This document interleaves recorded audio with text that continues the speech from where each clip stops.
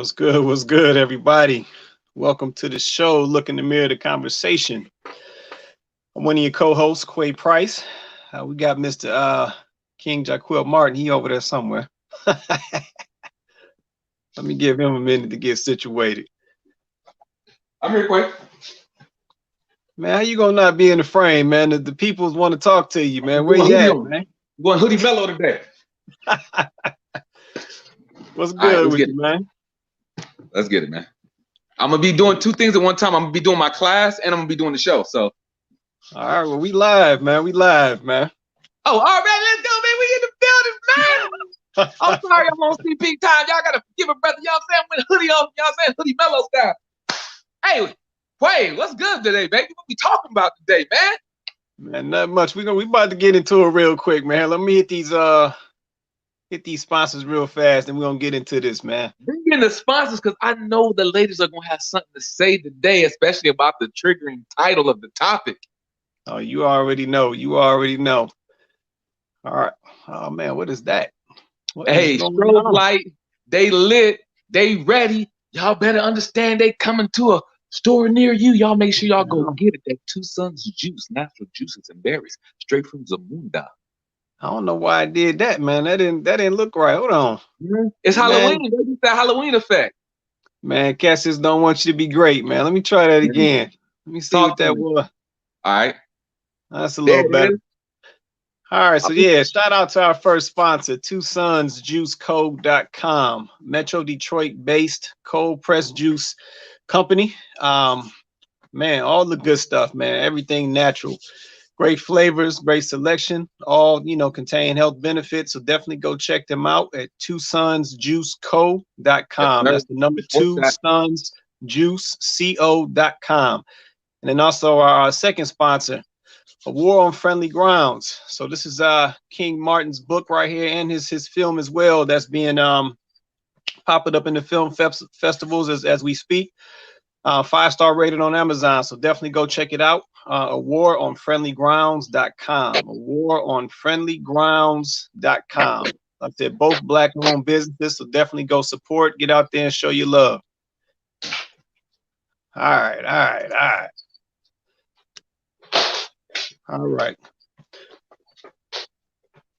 I know y'all heard all that ruckus in the background. That was me trying to get my charge.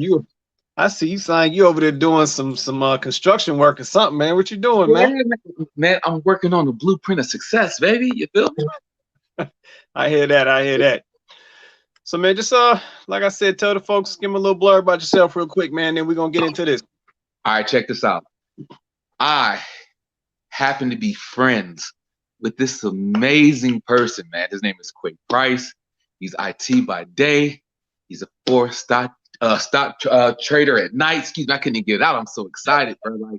Like when I say the epitome of growth, when I say the epitome of a family man, when I say the epitome of just always wanting to do better, that's the type of friendship that I found with Quasi, and that's why I honor him so much. He comes to the show dressed to impress, looking like he just got out of Steve Harvey's closet every show. I know I'm on the opposite end, you know what I'm saying? But that's just the lower Hari of the show, you know what I mean? Look, man, you always want to surround yourself with people who are doing things better than you. You always want to surround yourself with people who you can grow from, learn from, and just, they're not hype men. They're not yes men. They're not going to tell you everything's okay. They're going to let you know when you're doing something wrong. They're going to let you know, like, bruh, you know you messed it up, right? I know you could approach that differently, right? And that's what I found in a friend like Quasi. So I wanted to introduce and edify my amazing guest with the sharp tie like he just graduated, you know what I'm saying? Got his beard and everything all lined up, you know what I'm saying? Shout out to his barber, got him looking right. I'm over here rocking a baldy, so I ain't got to worry about paying that $20 no more. But I just want to my dear friend, Quay Price, man. Mr. Quay Price, it's amazing to be your friend, and I'm honored to have you in this journey of life that I have. No, I appreciate that, brother. Appreciate the kind words, man, and the just showing love, man. And like I said, I want to do the same for you as well, man. Like I said, I've been watching you over the years on your growth, on your trajectory change, seeing you making them things happen, man, getting your your film popping off, getting your book popping off, man. And like I said, it's inspiration for everybody who follows the story. Like I said, for me personally, man, any brother that I can connect with and have a friendship with, man, that's trying to build and take his situation to the next level, I'm in full support of that, man. So once again, keep up the good work. I applaud you, I applaud your efforts. And just to know, man, that we started out from, man, some years ago, man, a little dance competition at the club for all my Detroiters. I don't know if y'all remember. I don't know if y'all remember a little spot on 8 Mile called the Dynasty. But that's where this really started off, at the Dynasty, man. So back in the day, for all my Detroit cats who know what that is or been to that spot. But yeah, man, like I said, keep it up, man. I'm proud of you, man, and I'm enjoying watching the journey, brother. Thank you, man. It's a beautiful show. I first and foremost, I just want to, and I think this, I can speak for both of us on this, that it's nothing but God. No doubt. Period. It's just that simple.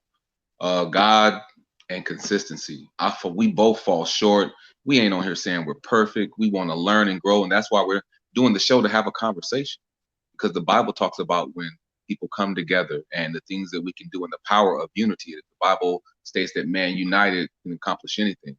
And so the conversation is just about us getting all on the same pages from the different perspectives of life that we've been through. So join us, join the panel. Don't be afraid. If you want to keep your cameras off, cool. If you just want to comment in the comment section, cool. If you just want to bring a friend just to have them have a conversation, so you can have your own personal conversation, cool. Just enjoy us. So Quay, what we talking about today, man? What we talking about today? Man, so we got an interesting topic today. So the topic of the show is, are women their own worst enemy? Uh-oh. Got a little hot. Just got hot. It's got a little hot. Somebody like what said. It has gotten a little hot, man. It definitely has gotten hot, man. Like I said, last show, we touched on the fellas, man, and this week we touching on the ladies, man. And like I said, we really want to dig into that. Are women their own worst enemy? So let me start this off. Go ahead, Lo. Before we dig into the ladies, can we just give a small review of possibly what you might have learned last week? Because we don't want the people just to think, or the ladies just to think that, we're just ragging on them, or it's just something bad. But this is about us learning who you are, understanding you guys, because from my perspective, men are more just, how can I fix it? What can I do? And women are way more emotional based.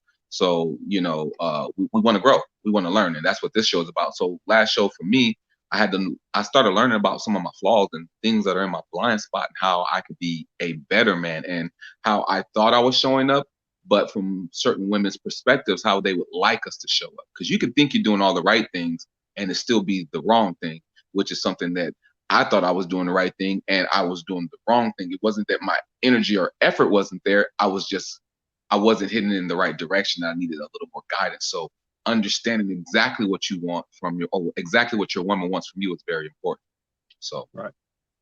Yeah, no, facts. And like I said, just taking some notes from the last show, man.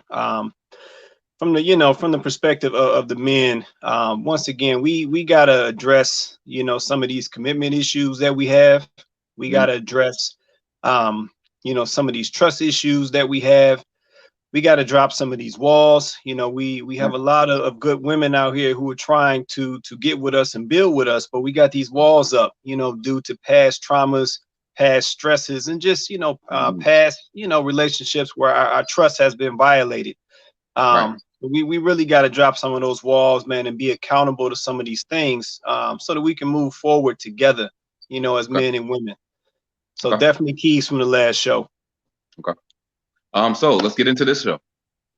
So yeah, let me I'm gonna read some context, man. Just folks have been responding to the posts about the show lately. So we end up with some context.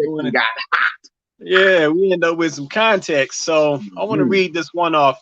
This is from a young lady, and she says her response to this, are women their own worst enemy? She says some can be. She said, I will say it because I don't want the misogyny police to come after the fellas. She said, I love that we as ladies want our own and we can do this and do that. However, we can be too independent, talk too much, do too much, and be in Hallelujah. and be in our headspace. She said any or all of this can be a major turnoff to men. And that came from the book of Gospel, chapter 12, verse 32, 968.7354321.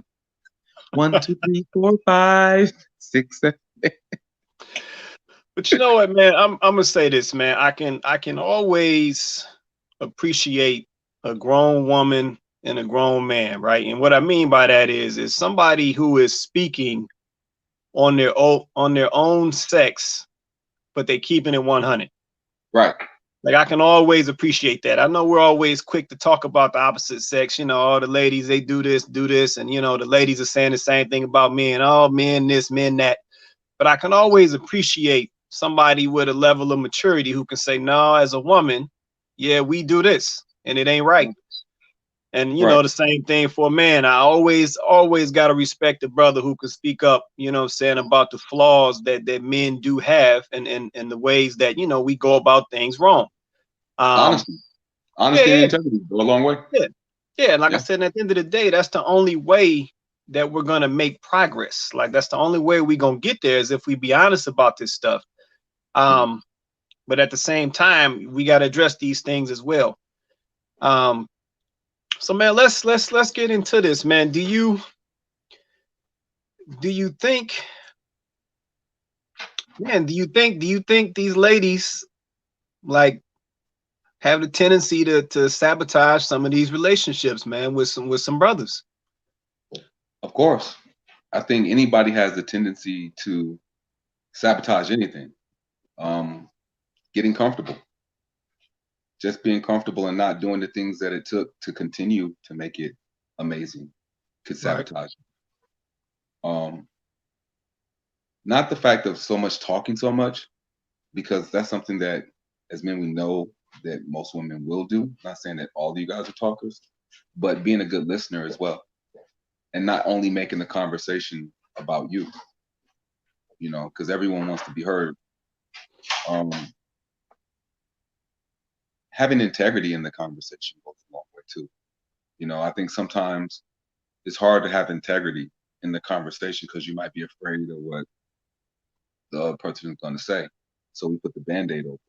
And I think sometimes we put so many Band-Aids over different conversations that we're bleeding to death. When a simple conversation, I didn't say agreements because you're not going to agree on everything, but sometimes as adults, we got to be mature enough to be able to agree to disagree, to find the common ground. I was once told, you're not my enemy. And sometimes, and when discussing a situation, instead of talking about the situation and what we don't like about the situation, we wind up becoming the enemy of each other. And I believe sometimes in that can set us up for sabotaging the situation. Right. So sometimes when our women are allowing their emotions to come out, it turns into vomit instead of it just being the conversation. And that's how sometimes it could be sabotaging to the relationship or sabotaging to the communication. Or you want to get everything out that you want to say in a clear space, but then when a person responds, you're not open because you want to be listened to, right? But you don't want to be, you know, you want someone to listen to you, but you don't want to give that same respect when it's your turn to listen. Right, because now your emotions has taken over and it's blah blah blah blah. Or sometimes how we can take something minute that could be conversated about it and stack on different traumas, stack on different emotions, and then everything is so explosive when it doesn't have to be. We can do better in that. So yeah, and I'm not an expert on it. I'm learning, I'm growing. So I just want to be the first to throw that out there, you know.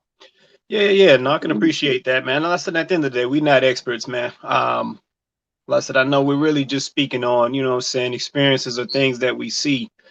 I will say this. I do think that sometimes, oh, hold on. Somebody tried to jump in here. Hold on, let me see who this is. Hold on. Let them in. Let's see who this is. Oh, Is that Miss Price? Uh-oh. Hey. Hey. What's going on, Miss Price? Miss Price, let me ask you a question. Mhm. Since you're here, what do you think about the 80-20 rule? You mean in terms of like, wait, because I mean, my understanding of the 80-20 rule um, is, you know, you leave the 80 for 20. Is that the concept? Like you, Mhm. because the idea is you, when you're in a situation, you always think that there's something better. And so then you Mhm. leave for the potential something better and then Right. find out that it's it's worse than what you originally had because the grass always looks greener on the other side. Mm. Um, I think that I mean we could always make a case for there possibly being something better or the grass being greener. We could always make that case because the truth of the Okay. matter is, when you in a relationship and you got to a point where you know someone or you really you guys are in an intimate relationship, you know that person, you know the good, the bad, the ugly, you know all of those things. Sometimes you can get to that point even in a relationship where you guys are truly in love. You can get to that point where it gets maybe a little Rocky. stale or it gets Yeah. really familiar, or Yeah. yeah, sometimes you guys are at odds with each other, and those always seem to be the moments where someone else will pop up. It always seems to be, and it ain't nothing but the devil, but it Yeah. always seems to be the moment when Yeah. all of a sudden this person, this super great person, just Yeah. Yeah. happens to pop up, and they're so wonderful. Mm. And it's a trap because you felt that same way about the person that you're with now. In the beginning, I mean, it's always like that in the beginning. It's Yeah. new, you're getting to know each other, and it's The new, right? representative and everything. So, but I think the real test is when you can ride that wave, because you're going to have those moments where you can ride that wave and come out on the other side. And I think that if you can do that, that's when you really see your intimacy grow and you really see your love grow. And I think that, that whole 80-20 thing is true because you leave thinking, you're going to get something better and you find out it's not what you thought. It's a Mm. trap. The It's fool's always a gold. trap. Okay. But yeah. Thank you, Kayana. I mean that's my perspective, but I don't know. That's all for me. So Miss Price, let me, since you had the guts to get on the show. Well, I have to And do we have because any other ladies y'all in the over here comment talking section about for us? women and y'all two No, dudes. All right. not right now. I figured that some of the ladies might be scared tonight. This one of the topics. Like Miss Yvette Wright, where she at? And it's a couple folks, but They showed up in flocks when we was talking about us, boy. We get yeah, to they go to the did. bus for free. Yeah, they did. And that's what I'm saying. I knew a couple of them was gonna get scared all of a sudden, but I got a question, Miss Price, since you decided to jump on. I got a question. Mm-hmm. Mm-mm. So of course we're talking about, women being their own worst enemy, right? Mm-hmm. Um, let me put this out here. From a female perspective, do you feel like sometimes women focus more on what they want versus what they need when it comes to a relationship? Yeah. I mean, we have. I mean, we talked a little bit. I think the last topic we talked a little bit about the list. I mean, the list has come up a couple of times in these conversations, but we have talked a little bit about the list, and I think that it if we're all being honest, we can all sort of do that. Like we all have the tendency to focus on what we want. Hmm. But yeah, I mean, women, we want, well, we want him to be this and have this and do this and go there. And even sometimes that list looks like we want to have kids by this age. We want to be married by this age. We want to live maybe in this area, or we want to drive this kind of car, or I mean, sometimes that list, I mean, those lists can get pretty detailed. So it just I think yeah, because usually what you want and what you need, the two are usually at odds with each other. very rarely do they agree. So yeah, I think that it can be a problem. I mean, sometimes we can sort of stand in our own way because we're so focused on our wants that we're not always open for maybe the person or the thing that we actually need because it doesn't look like what we thought or it's not what we think we want. Um, so yeah, I mean, I think that's one way where, that's probably a problem on both sides. But if we're speaking to women in particular, then yeah, I mean, that's definitely a problem. That's definitely one way to sabotage yourself because if you are not open to anything outside of what you vision for yourself, then you miss out on potential opportunities or things that could be good for you. What about social media, Price? What you mean, like, how you mean, how does the social media affect that? Is that what I'm you're just saying? saying, like, because here's the thing, right? We're in 2020 now, right? And in Hmm. 2020, you get to see everyone else's lifestyle, what they're Hmm. doing. We get to see the highlight reel. Hmm. Right. And while you're working on your highlight reel, you're staring at everyone else's highlight reel. And sometimes you can become envious of someone else's highlight reel and want that highlight reel now. Hmm. And because it's not now, it can change your view of things, Hmm. or become envious or spiteful or not appreciative Hmm. of what's there, and not saying that it can't happen. So what do you think? I guess they say, what's the old school term, Quasi? Counting another person's wallet, or Basically. something. I know it's something like that. But how do you think, from a woman's perspective, does social media sabotage you guys? Well, yeah, I mean, I think that we have to be careful because social media really can it brings out the absolute worst character traits because that's social media. If you are not confident and comfortable and with who you are and where you are, and if you don't understand that the things that are for you, um, then you risk the the possibility of turning into somebody that is not um, that it can be really toxic because like you said, it's a highlight reel, it's not reality. You're seeing literally people are picking the best moments in their lives, and those are the things that they're showing you, and they all dressed well in those moments. I mean, they face what they say, they face beat, they eyebrows on fleek, they just went and got their nails done, they got the mani and the pedi, they got the fresh weave, and I mean that's what you're seeing, but you're only going to see that on their pages. They're never going to show you those times when they busted and disgusted. They're never going to show you that. They they're never going to show you that. So on social media, you're only going to see the best moments of their lives. And here you are scrolling through your feed and you're seeing this and you're feeding your spirit this day after day after day after day.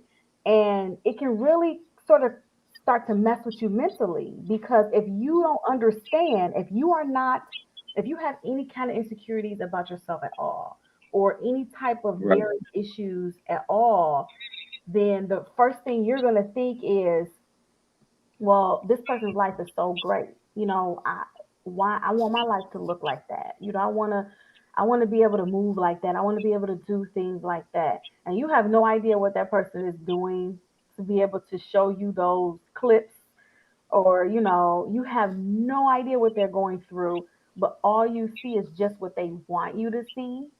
And Right. I think sometimes you can lose touch with reality a little bit. When we're Mm. talking about social media, you can lose touch. And once you do that, you can just I feel like it puts you in a real negative headspace, a real toxic headspace. because you'll find yourself being jealous and envious of people that you wouldn't normally, you wouldn't normally care. You wouldn't even normally respond that way.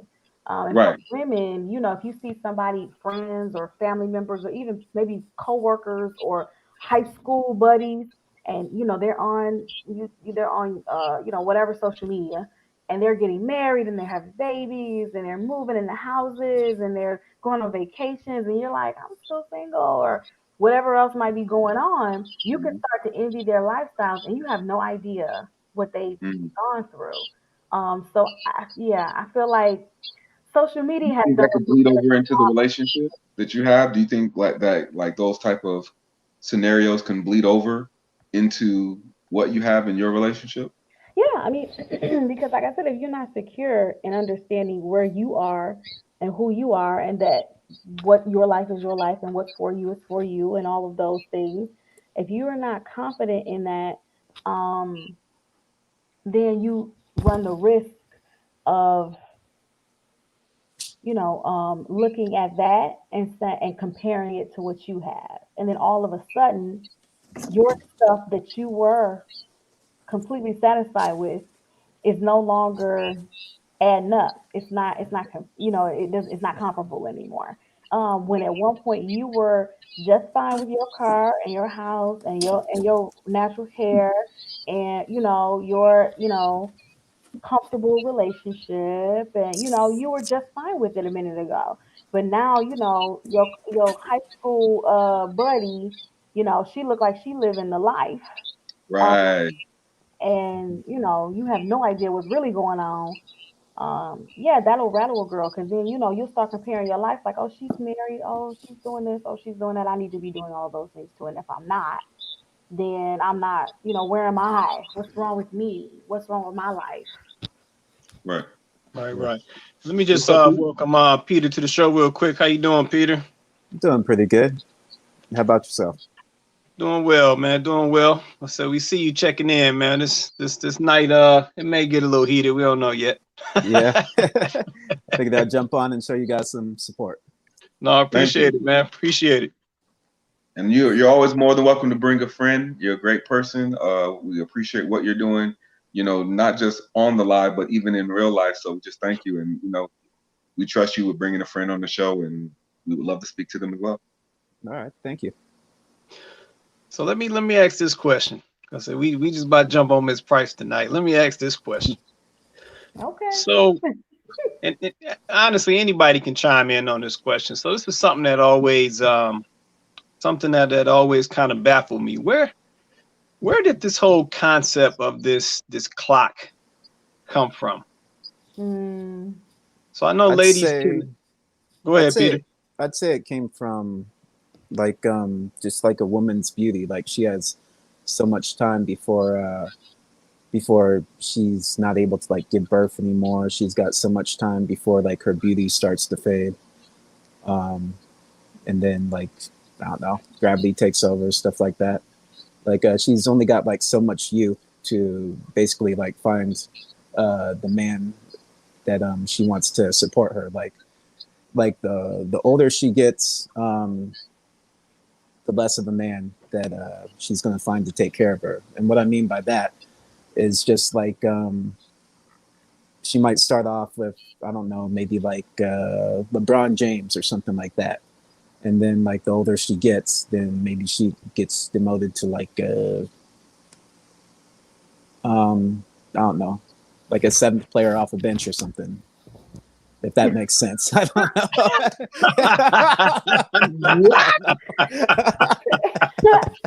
I don't know. You know what, Peter? You know what? I Uh-oh. really appreciate your candor. You are very honest. And I can't be mad at that. I have zero problems with that. I really don't.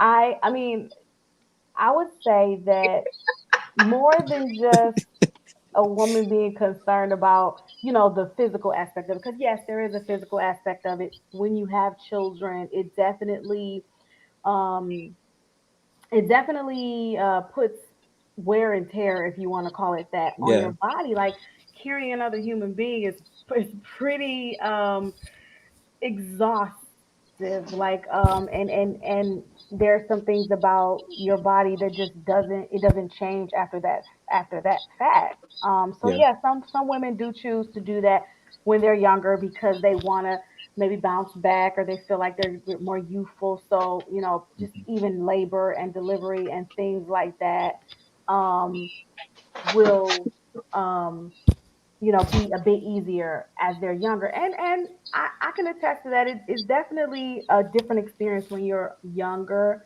than Mhm. if you wait till you get a bit older to do so.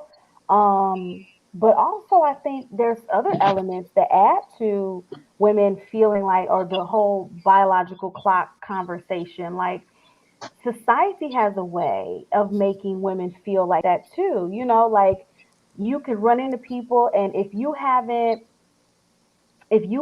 had a child, and they're like, "Well, what are you waiting on?" I mean, I used to get those questions all the time, and I still felt like I was really young. I'm like, "Why are you?" I'm like, "I'm still young. Why are you asking me what am I waiting on?" Like, well, Yeah. I wasn't married yet, and I'm like, I'm still young. I'm like, I'm not even 25. I'm like, why are you asking me what am I waiting on? Like, is it that I'm waiting, or is it just? I mean, should I be I think rushing? it's I So think it's because society, previous I think it's because like previous generations, like we keep on moving the age back more and more. So like maybe yeah, back in like the Bible days, maybe to be a mom, I don't know, maybe you're like 13 to 15, and then hmm like maybe like in the I don't know, like the 50s or 60s, maybe you're like I don't know, like 18 Down or the something like timeline, that. it keeps yeah, no, changing people. I get that. I mean, I know that like our parents' generations, and then of course their parents' generation, they definitely started a lot, or they were getting married a lot earlier. Like it was nothing for you to be, a teenager and be married. Yeah. That was typical for their time. But in this time, you're right, we do things a lot later. Like you have women that go to college. So if you go to college and you're in college, most likely you're not gonna have kids until you're out. And by the time you're out, depending on what you went to school for, you're at least 23, 24, Mhm. 25. It just depends on what you went to college for, what your study Yeah. was. So Plus you're I paying think that, bills in yeah, and college. then you're doing all kinds of, so it's like you're not, you may want to have kids, but that's already going to push your time back a bit before you can even, and then you still have to meet the man, and then you guys have to have some time to get to know each other. You have to like be in a relationship, so it is a process. So I think that's part of the Mhm. reason why women are, starting a little later, which I actually don't think is a bad thing. But there's that societal pressure you get, and then yes, because of the way our bodies are made, for women, for men, you guys can continue to procreate, and you guys really don't have necessarily a stop or a limit. For Yeah. women, because the way our bodies are made, we get to a certain point and it gets more and more difficult for us to be able to have children. So that's something Mhm. that, yeah, it's something that we have to consider. I mean, we do have to consider it. Yeah. I don't like the fact that it becomes this stressor. It becomes this. Well, if I don't do it, if I don't, like, and some women, it drives them like they are so anxious about it to the point where they can't even it almost rules their decision making process because Yeah. they And know then that they this is start making something bad that it's decisions like a too. clock looming over their head because and for some women they can put it to the side and some women can't. Like it really makes them anxious. Can that clock affect a relationship Yeah, and the because if a proposal woman is in question there, or the getting married question? yeah, because if a woman is maybe getting to that point in her in her life cycle where she's like, okay, I don't know, I'm 29 or I'm 30, or she may even be like, I'm 34, I'm 35, and so if this is gonna happen for me, it needs to happen like right now. And if that's the conversation that she's having with herself, then you know, for her, she could be in a relationship and maybe that relationship is a bit bit young, but if she feels like this is somebody she can see herself with, she may start to sort of apply a bit of pressure because she's feeling pressure. So because she's feeling that pressure, now she starts to apply pressure, and that can be one way to drive a wedge in Which between brings two us to the people in a topic, relationship. ladies. It brings us to the topic. Can you Uh, sabotage your own relationship because of the pressure and the things that you say and that clock? And you haven't married me yet. And because you haven't done these things, you start acting differently, or your energy is changing, or because those things aren't happening yet, how you conduct yourself is differently. And then we see the difference in the conduct, and then you wonder why it might possibly push us away, not push us towards it, it might not make us want to act any faster, not the fact that we don't possibly already want to act, but that different energy change does create a little bit of tension, friction, unnecessary, unwanted stress that you might be feeling upon yourself, that we might be feeling upon us. And in the midst of that place of stress, friction, and not being able to come together to have honest conversations creates a different tension, which creates a place for the devil to have playroom to create a wedge. Yeah, and like I said, that was one of the reasons why I wanted to ask that question, because we see it so often in relationships, especially relationships that struggle to get started, right? Because you have two different scenarios going on. So you have a situation where a lady is working based off this clock, but then at the same time, you have the man, he's working off a whole different process, right? Because his job essentially in preparation is different, right? So he's got to secure money. He's got to secure most likely some type of housing. He has more provider type things that he has to secure. And there's not always a timetable on how quickly he can secure that. But at the same time, if the woman is working on this timetable because of her time to have kids, or her this, that, and the third, so now you got this conflict going on. So while he's trying to get prepared to be able to sufficiently provide, she ready to have some babies and keep it moving. Yeah. And not only that, Quay, let's tie in that part of the conversation and the social media part of the conversation, because, or the list part of the conversation where we talked about a list. And well, this brother's not asking me as fast as I want him to. And then we see the fool's gold, or what we think possibly could be better, or the 80-20 rule, where it seems as this person has more or all this stuff together and everything else. So do I leave the 80% for the possible 20% that might be exactly what I possibly might want? And it might be just fool's gold. It might not be what you want at all. Then you've left the 80% because you emotionally put more stress in a scenario that didn't even have to be stressed, because that was something that you're speaking into existence. That's something that we were living in. And now it seems more freeing. Like anytime you do something new, it seems more freeing, right? It seems like a new beginning. It seems fresh. It seems like this, until you get to see, no matter what type of grass you see, there's going to be dirt up underneath it, right? But in the initial phase, you only see the beautiful green grass and you don't see the dirt. Right. So it makes it it's an interesting transition. Not just for men, because men face those things too, but since we're speaking on the women's perspective, well, does he have the list? Does he have money? Does he have the security? Does he have all the things that I possibly think might be there? And so am I settling? Am I settling, or can I have more? And there was like an old joke, I think, where they were like on level 1, where a woman goes into the store and she gets the shot for men. And on level 1, the guy was the first faces. And she was like, oh, no, to the next floor, because it might be something better.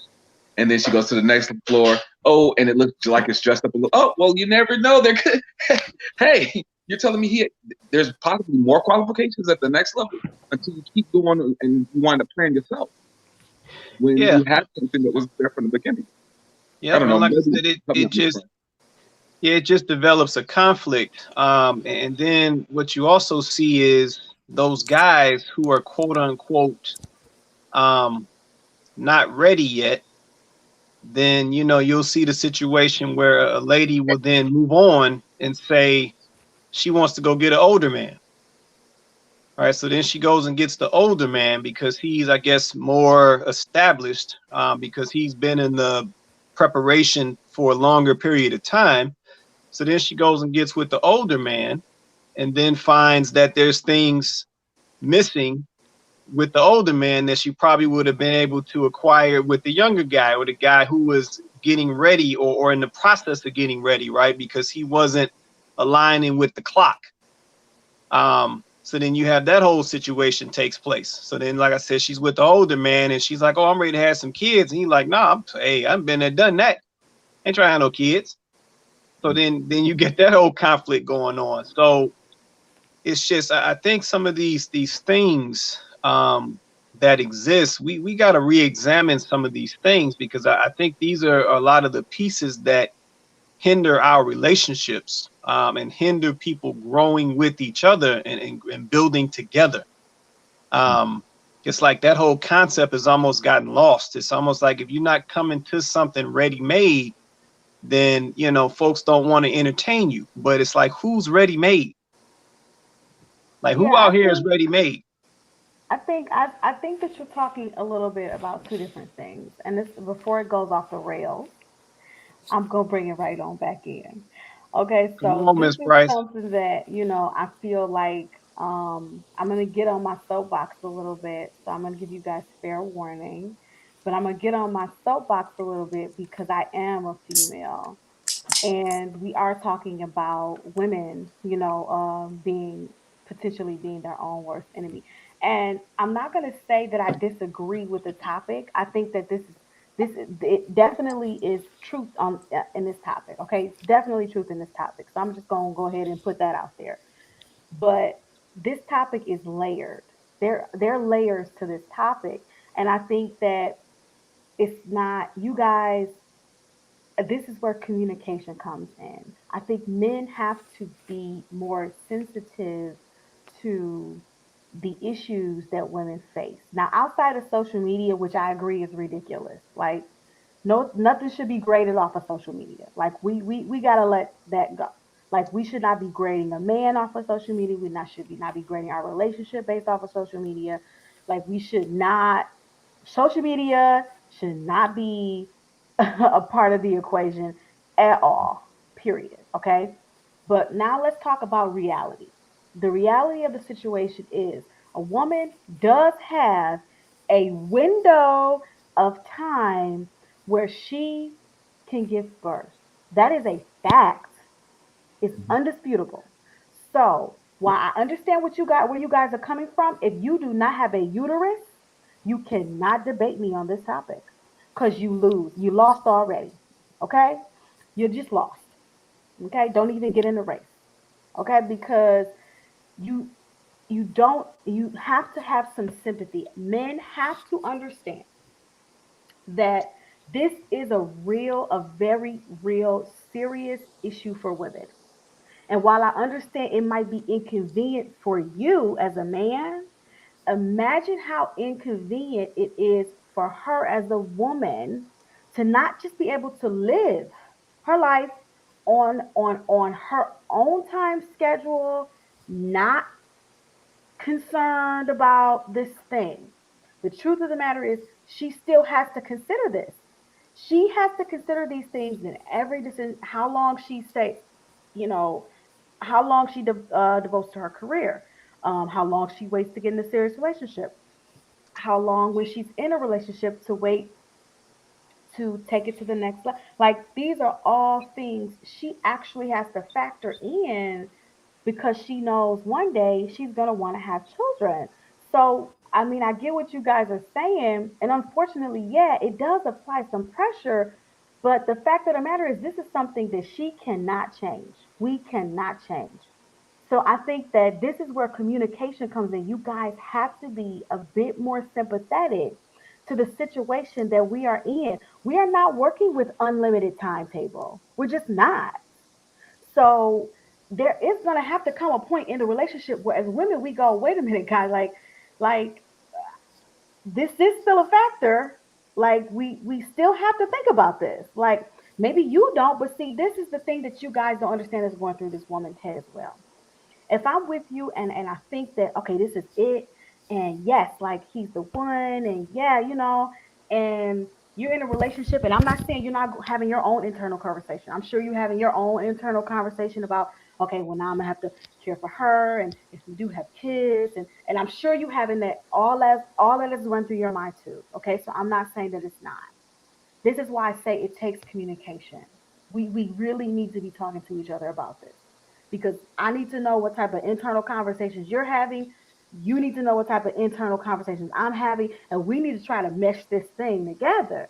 Because if you going off and you have all these worries, and I'm going over here and I have all these worries, and nobody is talking to anybody, everybody just saying wait, and then we're both frustrated, that therein lies the problem. Like we need to be talking these things through, because what's real to you is real for you, and what's real for her is real for her. So your problems aren't not important, hers aren't not important. Like they have to both be considered. They have to be some type of compromise, because the truth of the matter is she can't wait forever for you. Because then if it don't work out for you, now she got to start the clock back over again with somebody else. That's frightening for a woman. It's frightening. You guys have to understand that's frightening for her. And be more considerate of what that feels like for a woman. Because you guys don't have to carry those babies. You have no idea what that feels like. Hmm. So, just I would caution any man before you want to go off on a tangent about how I want a house and I got to take care of house and kids and all this and all of that. You might not have the opportunity to have a kid with this woman that you love, because you needed to wait 5, 6, 7, 8, 9, 10, 11, 12, 13 years to get the house. Now she can have no kids. So you get a small house now because you ain't gonna be having no kids. I agree with all that. But I feel like, in a way, we're talking about at least two different types of women here. We're talking about the woman that happily pretty much settled down like earlier in life. But what about the woman that chooses to like kind of settle down later, like maybe Hmm. 30 to 35? So Hmm. you don't get this growing process, whereas like maybe you could work on this growing process from anywhere from like 22 to like 28 or something, and you don't Hmm. have to rush into it. What about all the women that are like, um, they're just, how do I say it? Like everyone tells them that like they look good and they got all this tension, and they can like pick from like whatever tree they want. They can pick the biggest fruit, all that other stuff. But what happens whenever like all that starts to fade? But she still feels like she can pick from like she can still have like the biggest fruit. Like what about like that scenario? Like because like feminism, like it's telling women that they can go to work, they can be their own boss, they don't have to settle down, whatever.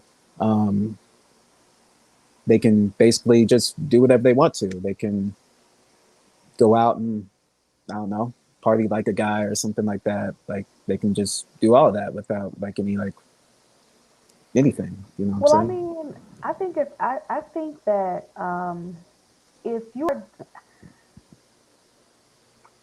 so speaking of like the woman who, I mean, and this could be, I guess you're speaking of the woman who maybe she decided she wanted a I'm career talking that's about like the really woman important to like her. So Taraji Henson, Think Like a Man.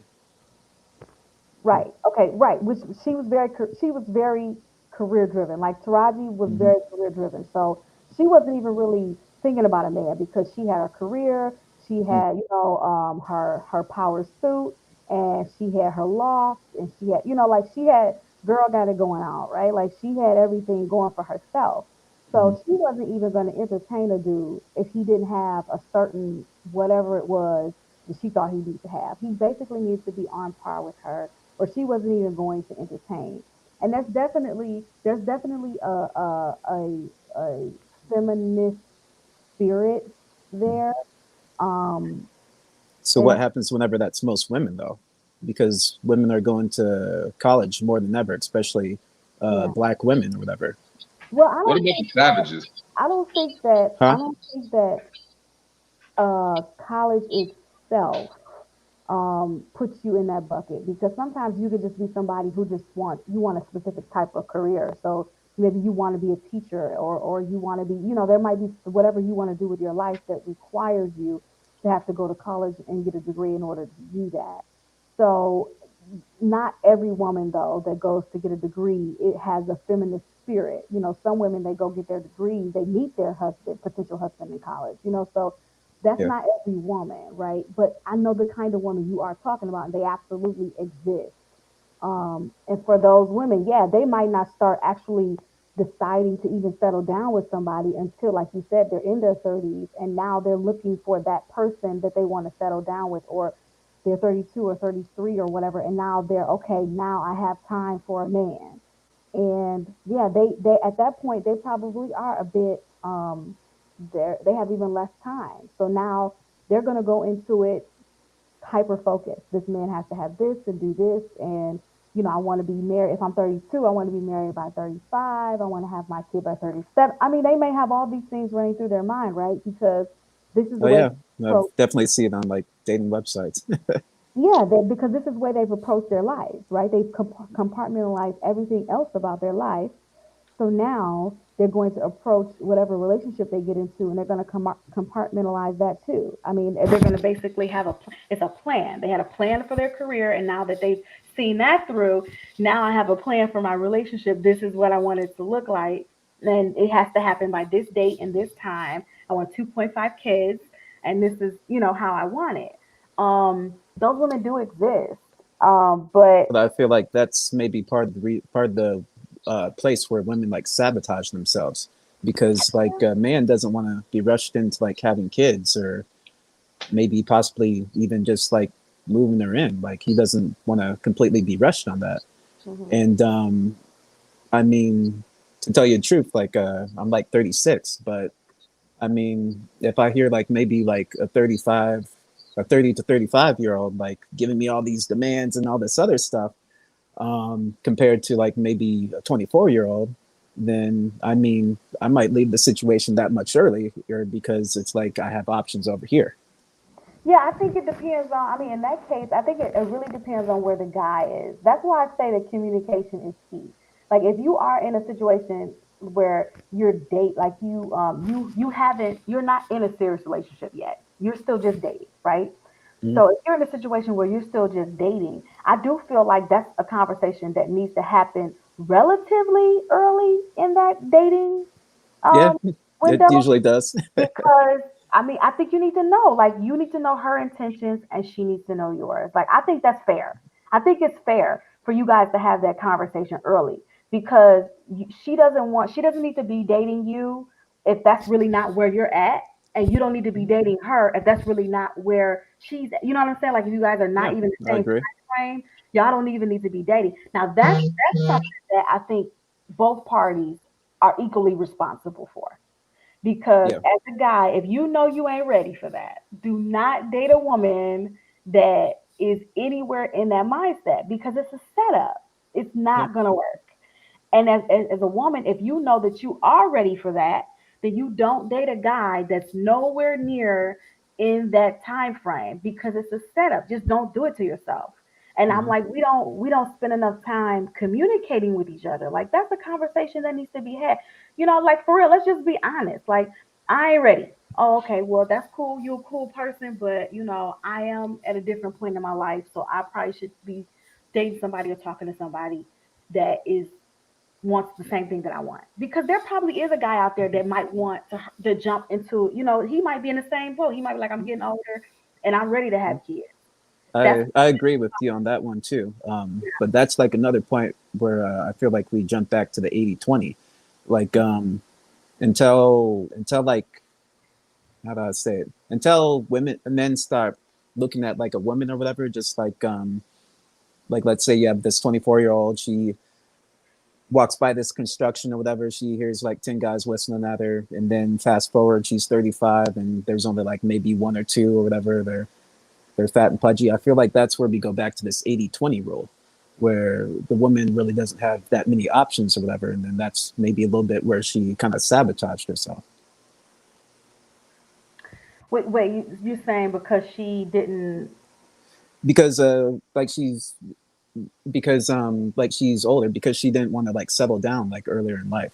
Um, I mean, I don't know. I mean, I think that I don't know if you can really say that's directly a sabotage because I feel like if if you're going to get married, if you're going to, have kids, I feel Yeah. like I ascribe to the idea that, you know, because I am a believer, right? So I believe that God has a purpose for us, and He already knows the path that He's laid out for us. It's just up to us to actually get on that path and stay on that path. So I feel like if that's the case, then if he's already ordained for you to be married, if that's what's going to happen for your life, if you're going to be married and you're going to have kids and you're going to be blessed in that way, then that blessing, it may manifest earlier in your life or it may manifest later in your life. Now, some of the decisions you make, I agree with you on that. Some of the decisions you make can't take you off that path. So if you make a decision that takes you off that path, then it may take you a little bit longer for those things to manifest in your life. Um, so I guess if you're looking at it in that way, can you look at that as sabotage? I mean, I guess in a way, you can, but it's not direct. It's not a direct sabotage because how would you even know that that's what's, you know what I mean? How would you even know that that's what's happening? But I don't know. I think it's the trouble with thinking that if you don't start early is once again, it takes away your options. Just like a woman who decides to wait because she wants a career, she wants whatever else she has planned for Hmm. her life, and it shortens the length of time that she now has to focus on this. Yeah. Well, it does the same for a young woman because now if a young woman, if she starts young, too young, then she doesn't actually get a chance to experience her youth because she spends her youth looking for, these things that she's going to want later in her life. So I think, that's one of those things that it's really hard to say what's the right choice.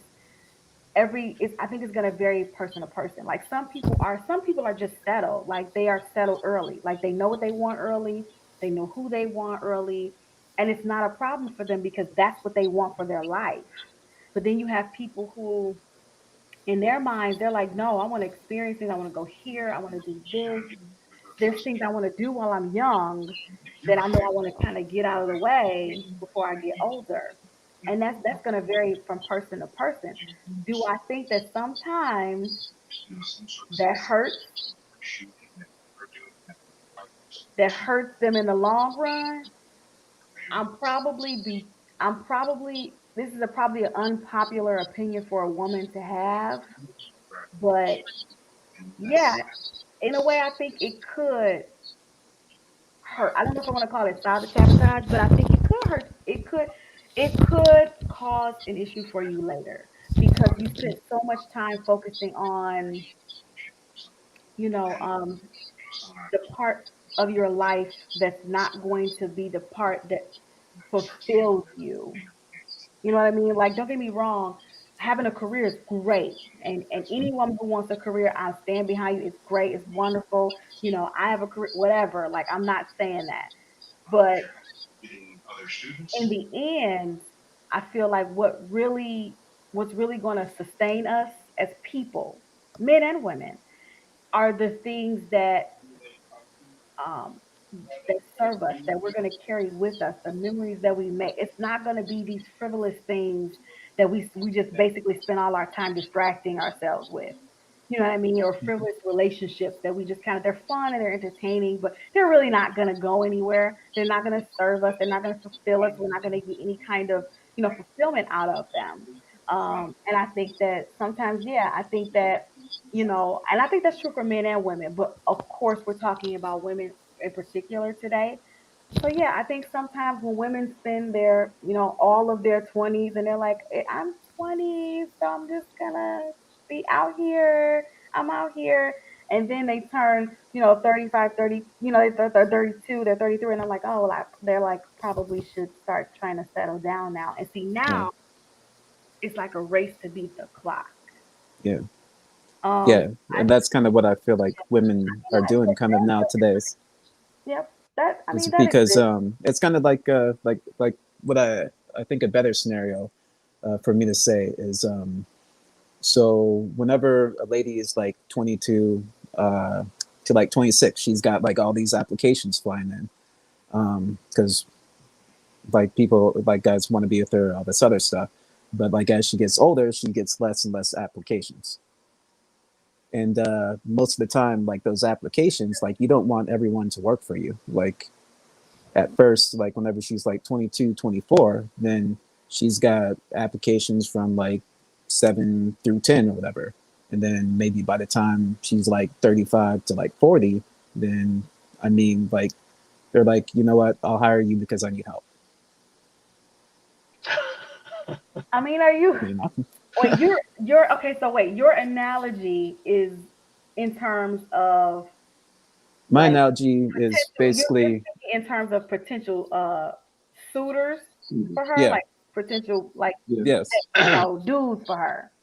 yes, Yeah. Yeah, I mean, um, well, that probably, but Peter, that probably varies from person to person. Like, not every woman hits her 30s and like starts to look like, yeah. I mean, I you agree. know, a sack of potatoes. Like, not every that doesn't happen to every woman. Like, every woman doesn't turn 30 and like just falls apart. Like, I mean, especially black women. Like, we don't just fall apart when we turn Yeah, 30.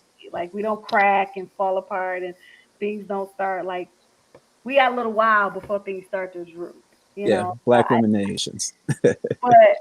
but at the same time, I get what you're saying. Like, I think there's two things to think about with that, right? There's two things to consider, and Yeah, that's one, you guys have the privilege of aging gracefully, right?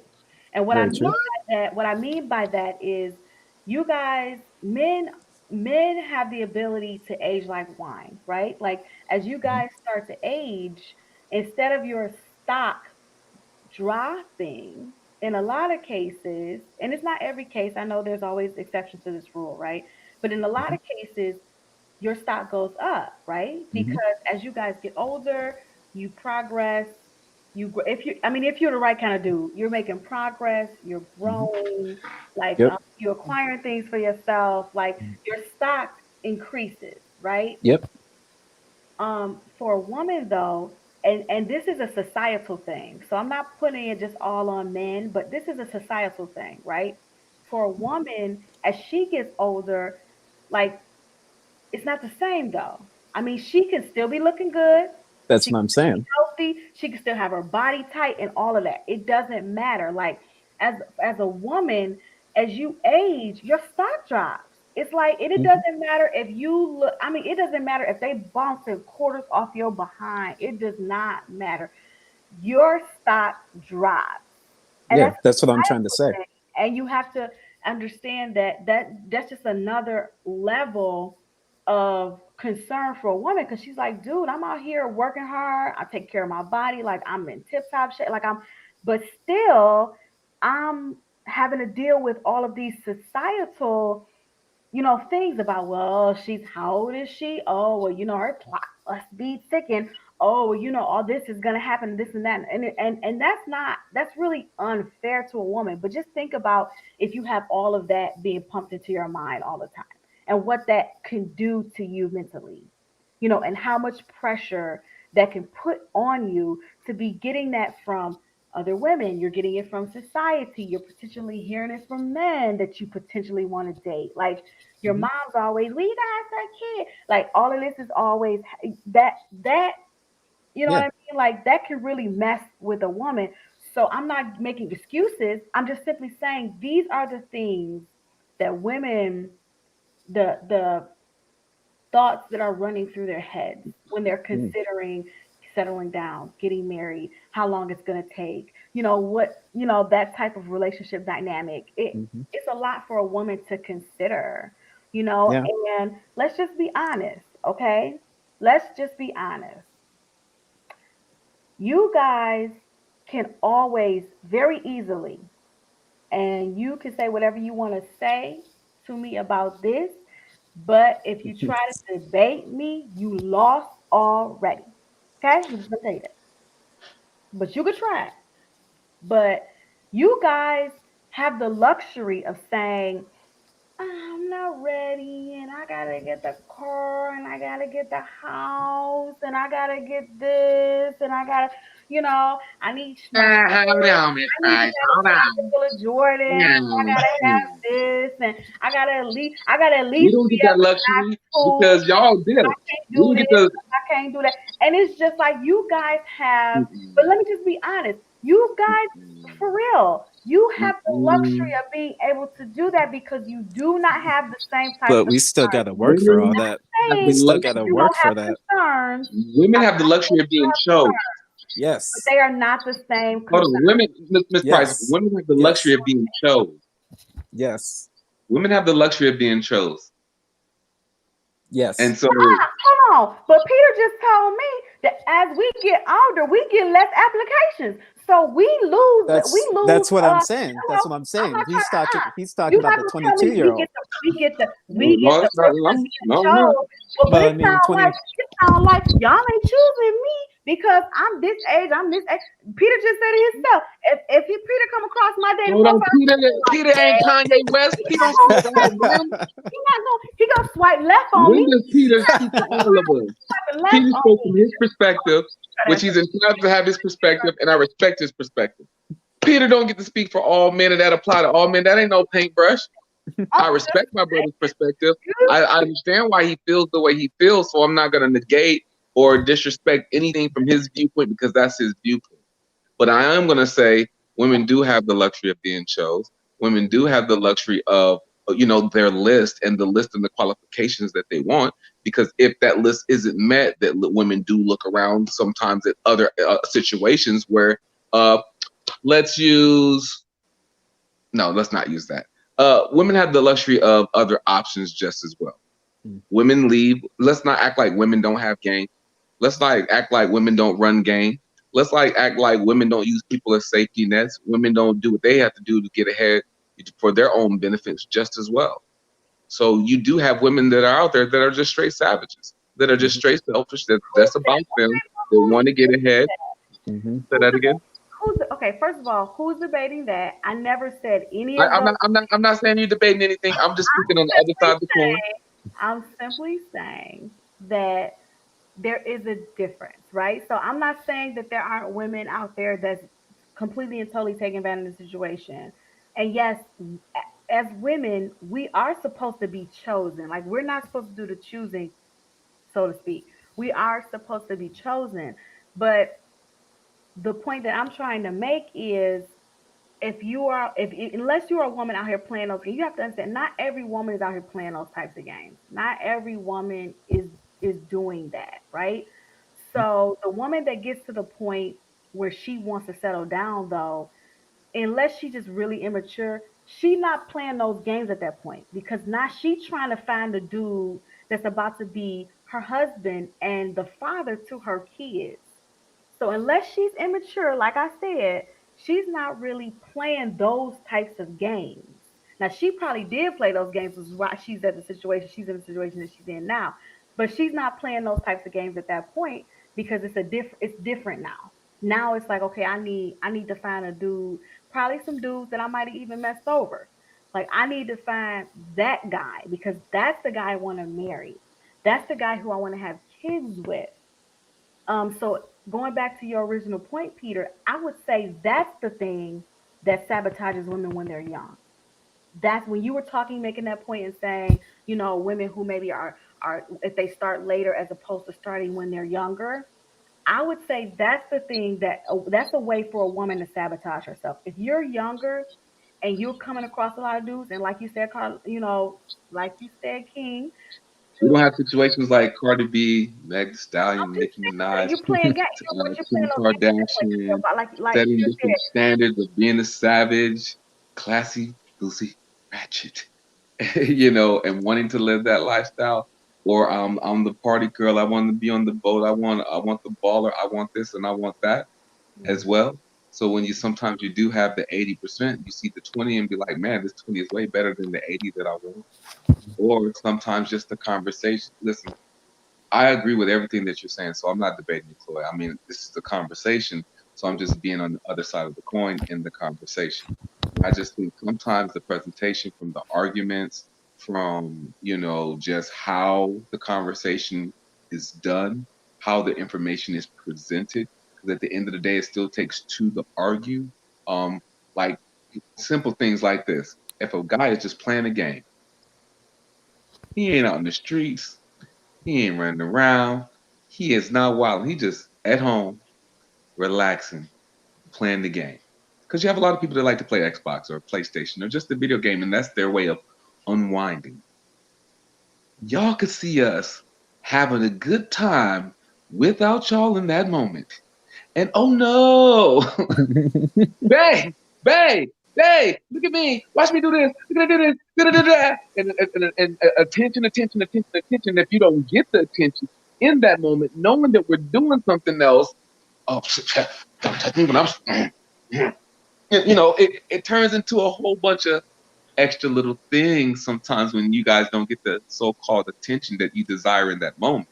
Now, you reverse that same situation, and when y'all are doing whatever that you guys want in your piece, and we come in, hey, babe, come give me a kiss. Hey, babe, I'm on the phone. I'm this. I just need my space. Oh, my God. Like, hold on. Now, there's certain things that have certain double standards that come with the benefits of being a woman. I feel like that's a case by case situation though. Like I feel Of like you course. have to take that with case by case because I it's hard for me to really speak on that. You I be do wanting your feel like attention to Miss Price. I feel like that's a case by case situation though because in my All personal women want attention, Miss Price. I am I'm always giving attention. So I am always the one giving the attention. So my husband doesn't have to ask me for my attention.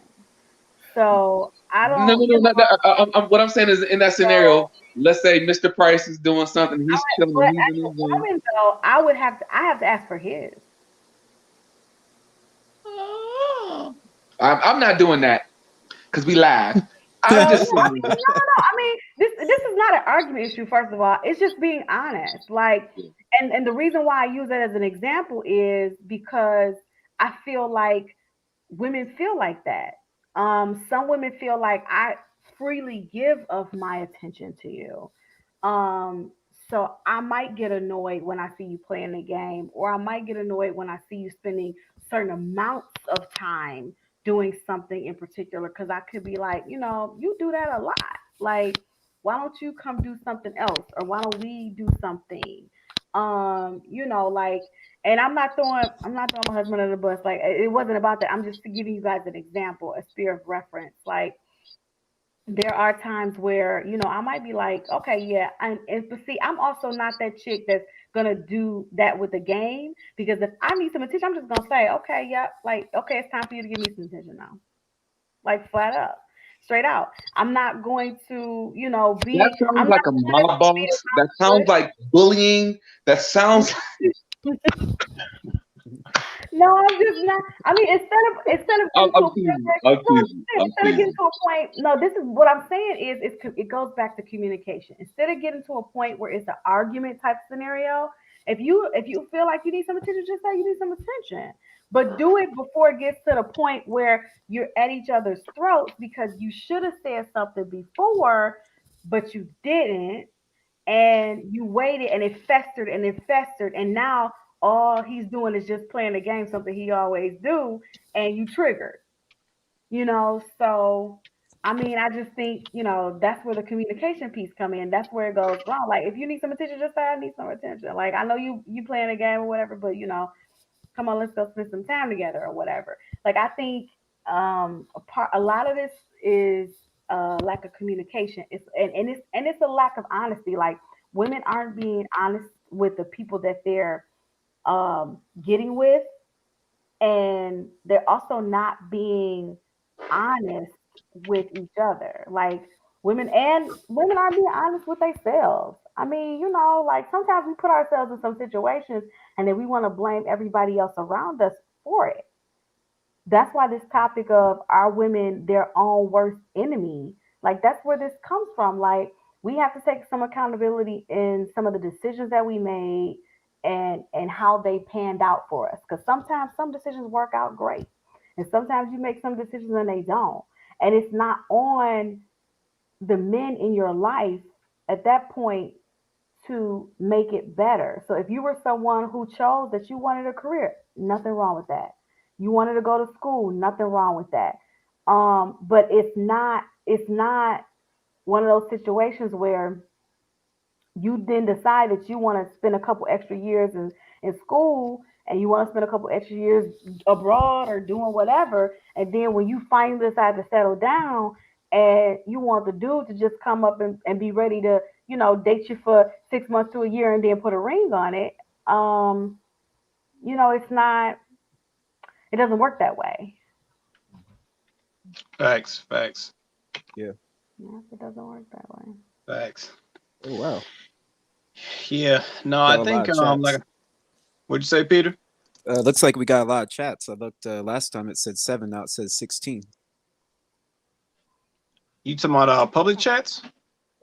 Just right below, I don't know where it says Cam, Mike, chat, leave. It says 17. That might Oh be no, just you. I think no, those are That's us, chat- Peter. yeah, that's us chatting. Oh, okay. Yeah, that's not the public chat. Yeah, no, I think we probably competing tonight, but it is what it is. But yeah, no, like I said, I think this topic, like I said, it has a accountability piece that's in it. Like I said, kind of going back to some of that context that we had earlier. I definitely feel like, she hit dead on with the women being too independent. Like I said, I think that's definitely a big piece in this. I said, because this ties to the whole, feminism conversation as well. The other point I was just curious about, when she said that women can talk too much. That one, I'm trying to interpret what that means, because I see that I see that to where that can mean a couple things. Talking too much can be tone. That can be your intentions with the words that you use. Talking too much also can be revealing too many things or revealing the wrong things. So from a female perspective, listen, we won't go too far in this, but is that a thing? Like, do you feel from a female perspective, do y'all talk too much? Yeah, I think we probably have the potential to do that. I mean, we can kind of run off sometimes, especially if we feel like we're right about something.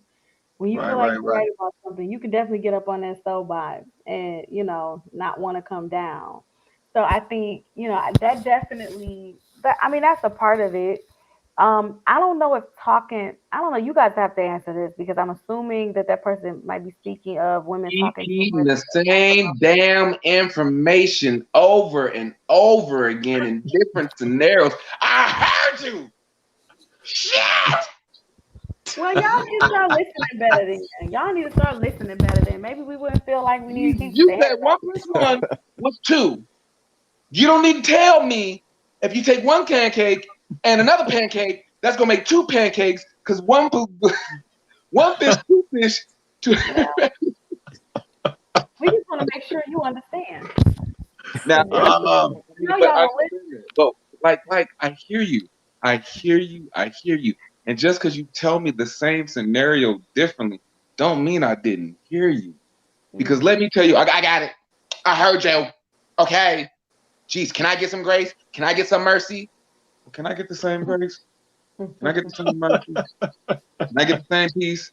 Can I get the same forgiveness? Because you hold on to one thing that I didn't even know you was holding on to, and it comes up whenever you need it to come up. It's in the back pocket.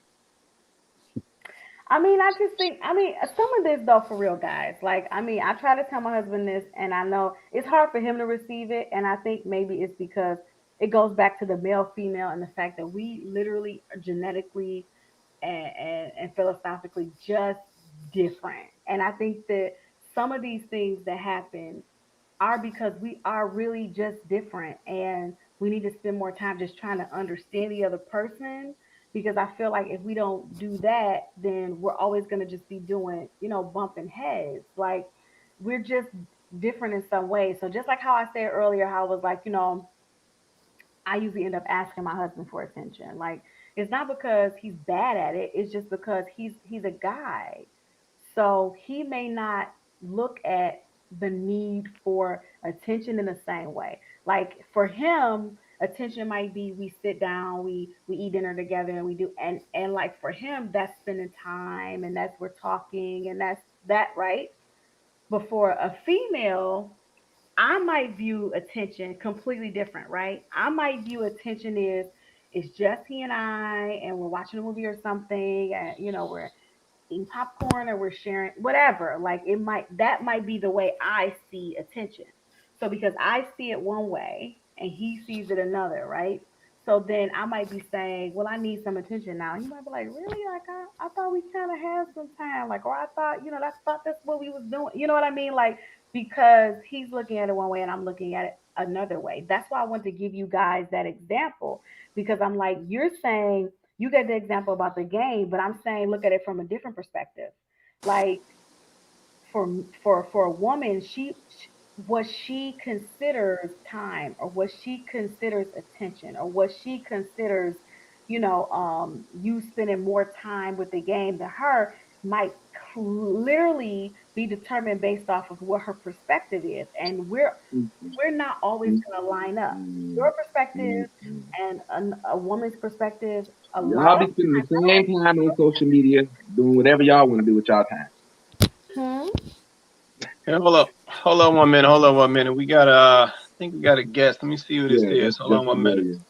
Yeah, definitely. Jay, what's good, family? J Hope, you there? His mic is muted, so if he's talking, his mic is muted. Mm-hmm. All right, Jay, check in with us when you can, man. Your mic is muted right now. Go ahead, Chloe, or go ahead, Los. Yeah, so Go ahead, Chloe. yeah, no, I was just saying, like, the perspectives are different. The perspectives are going to be different. So, it's not, I mean, that kind of thing can just be, that we could go back and forth with that, right? Because I'm going to be looking at it like, I want this, and that to me says, I have your attention, or I'm looking at it from a different perspective. And I think as long as it goes back to that communication. Like, as long as you guys are stuck only seeing it from your perspective, and we're stuck only seeing it from our perspective, then we're always going to have these problems. Like, we just really have to get out of this not wanting to talk, like not wanting to speak, not wanting to communicate. Because when we do that, then we end up in these situations where, But from a man, for me, right, I appreciate you saying how you speak to your husband. We need y'all to speak and not walk on eggshells, but sometimes it's how you go about what you speak. You know what I mean? And at the same time, it's about speaking in general or communicating in general instead of us having to guess. Because none of us are magicians. And most of the time, y'all don't even know what y'all want. And then we have to try to guess or come up with something. Hey, babe, you want to go out to eat tonight? What you want to eat? Oh, it doesn't matter. Whatever you wanted to get. All right, cool. Hey, so you want to go here? No. You want to go here? No. You want to go here? I done named 15 things, and you told me you did not care. You told me you didn't care. And then when we finally do get frustrated out of continuously trying to come up with something, then we're the wrong. We're back. I just take this. That's what I said the first time. Ooh, Jesus, she's trying to That's the thing. She wasn't sure. She didn't know. She didn't know what she wanted. She needed to tell her what she wanted. That is a set out plan. And I'm not going to let you sit here and drive the men of America crazy.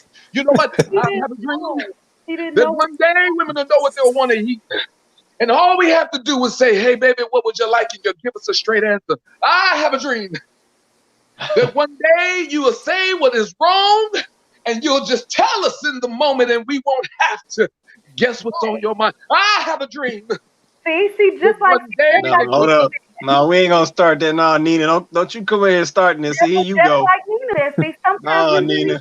Well, I have a dream that one day, Nina, that you'll be able to tell us that you just don't know. And when we pick something, you just allow it to be because you don't know. And you just go with the flow. I have a dream. But see, the thing is we don't know what we want, but we know what we don't want. Jesus, do you hear this craziness? Well, why can't you give us the list of what you don't want so we can pick from the list of what you possibly might want? What did you say? Because the fact that you just said that, you thought that had made sense logically, and I'm so glad you did that. Not logical. Why is it that sometimes y'all will come up with the most irrational statements and swear up and down that is rational? No, Carlos. The next time a man tell me I need to be logical, we gonna. That's not what I said. Wait. I never said you had to be logical. No, I never said that. You can't tell me logically. Stop doing that. I keep telling my husband the same thing. No, don't pull me. No, we need to talk to you. We need to talk to your husband. Who is your husband? We need to talk to him because can we get you on the caller line? I just need to phone a friend. I just explained this to y'all. No, I'm for real because I'm gonna be honest about it because this is a real conversation. All we're just saying sometimes women is that you can make it a little easier. That's y'all. See, you play your role, and I will play mine. I'm not the logical one. You are. So when I tell you that I don't know what I want to eat, you need to figure it out. Just figure it out. So in other words, the next time I go on a date, I just need to say, so what do you not want to eat? Here we Is go. That what you're saying? See? You know what I'm saying? Look, is that what you're saying? Look, I got you to shake with that. Here we go. I know what's about to happen now. What I'm about to do? Look, I just got home. I'm trying to jump on quick as I can. Sometimes we just don't know. And sometimes you give us a list of things we know we don't have a taste for, and that's what it is. That's right. Suck it up. It is what it is. No. It is what it is. She said what she said. That is why. Period. That right there is the early part. And the frustration and the sabotage niche of what you do. Because when we say, you know what, it is what it is. No, it ain't.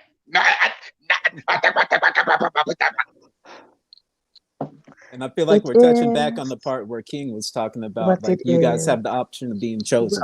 Listen, we're just saying, look, we're not saying that we don't mind coming up with some things, but when we done got to that list and we done hit 5, 6, 7, and you don't think we're supposed to get frustrated? It is what it is, because we are human beings just as well. Mm-hmm. We got feelings. We get frustrated. We get tired of guessing what's on y'all mind. Y'all don't know what's on y'all mind. Well, you know what? I get tired of trying to guess what's on y'all mind when y'all be sitting up there tight lip. Right. You know, with your boxer drawers, all, in a bunch. Hold on. You are overthinking. Ain't nobody guess you to guess what's on my mind. I should have, because you should be telling me. Because you did that because that's what you wanted to do. No, but you should be telling me. Okay. It is what it is. I tell you when you're supposed to know. Because I told you I've been preaching communication this whole conversation. And when I'm ready to communicate to let you know how I feel, because I might be trying to get the right words out, my thought process and how I want to word that. You can't rush that, because if it come out wrong, then you got a problem with my tone, my attitude, and how I said it. So You can't rush the cake when the cake is in the oven and then be mad at the cake because it came out flat. stop. Listen to yourself. All I've been hearing from y'all all night is wait, wait. I'm not ready. Wait.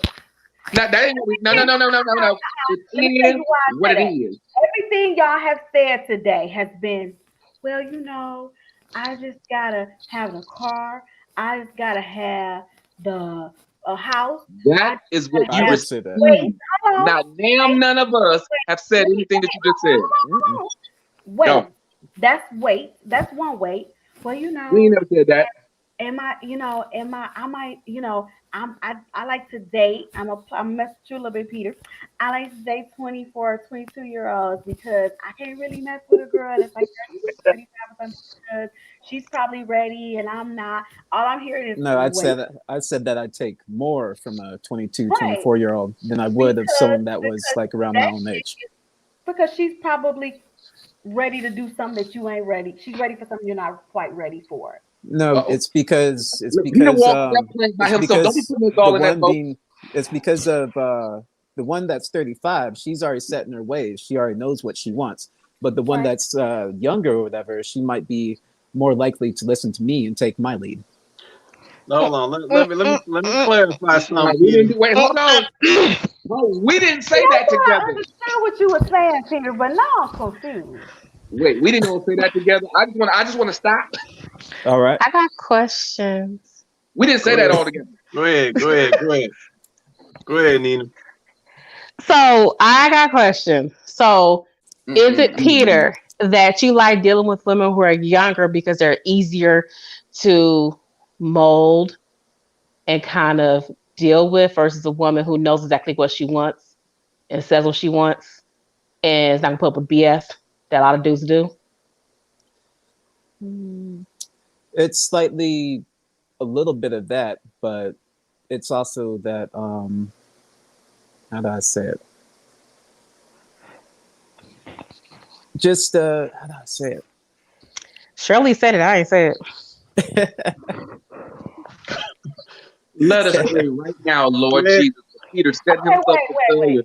While he just said that, Father, Lord Jesus. In all Please, fairness, Father God. I don't want Peter's comment to be taken out of context. So when he had that comment, we were talking Mm-hmm. about in relation to like women who who reach a certain age and basically at that point they're more ready to settle down. Mm-hmm.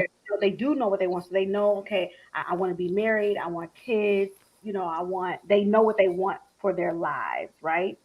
As opposed to someone who's a little younger and she's still exploring or she's still, getting to know whatever it is she wants or who she's going to be or whatever the case may be.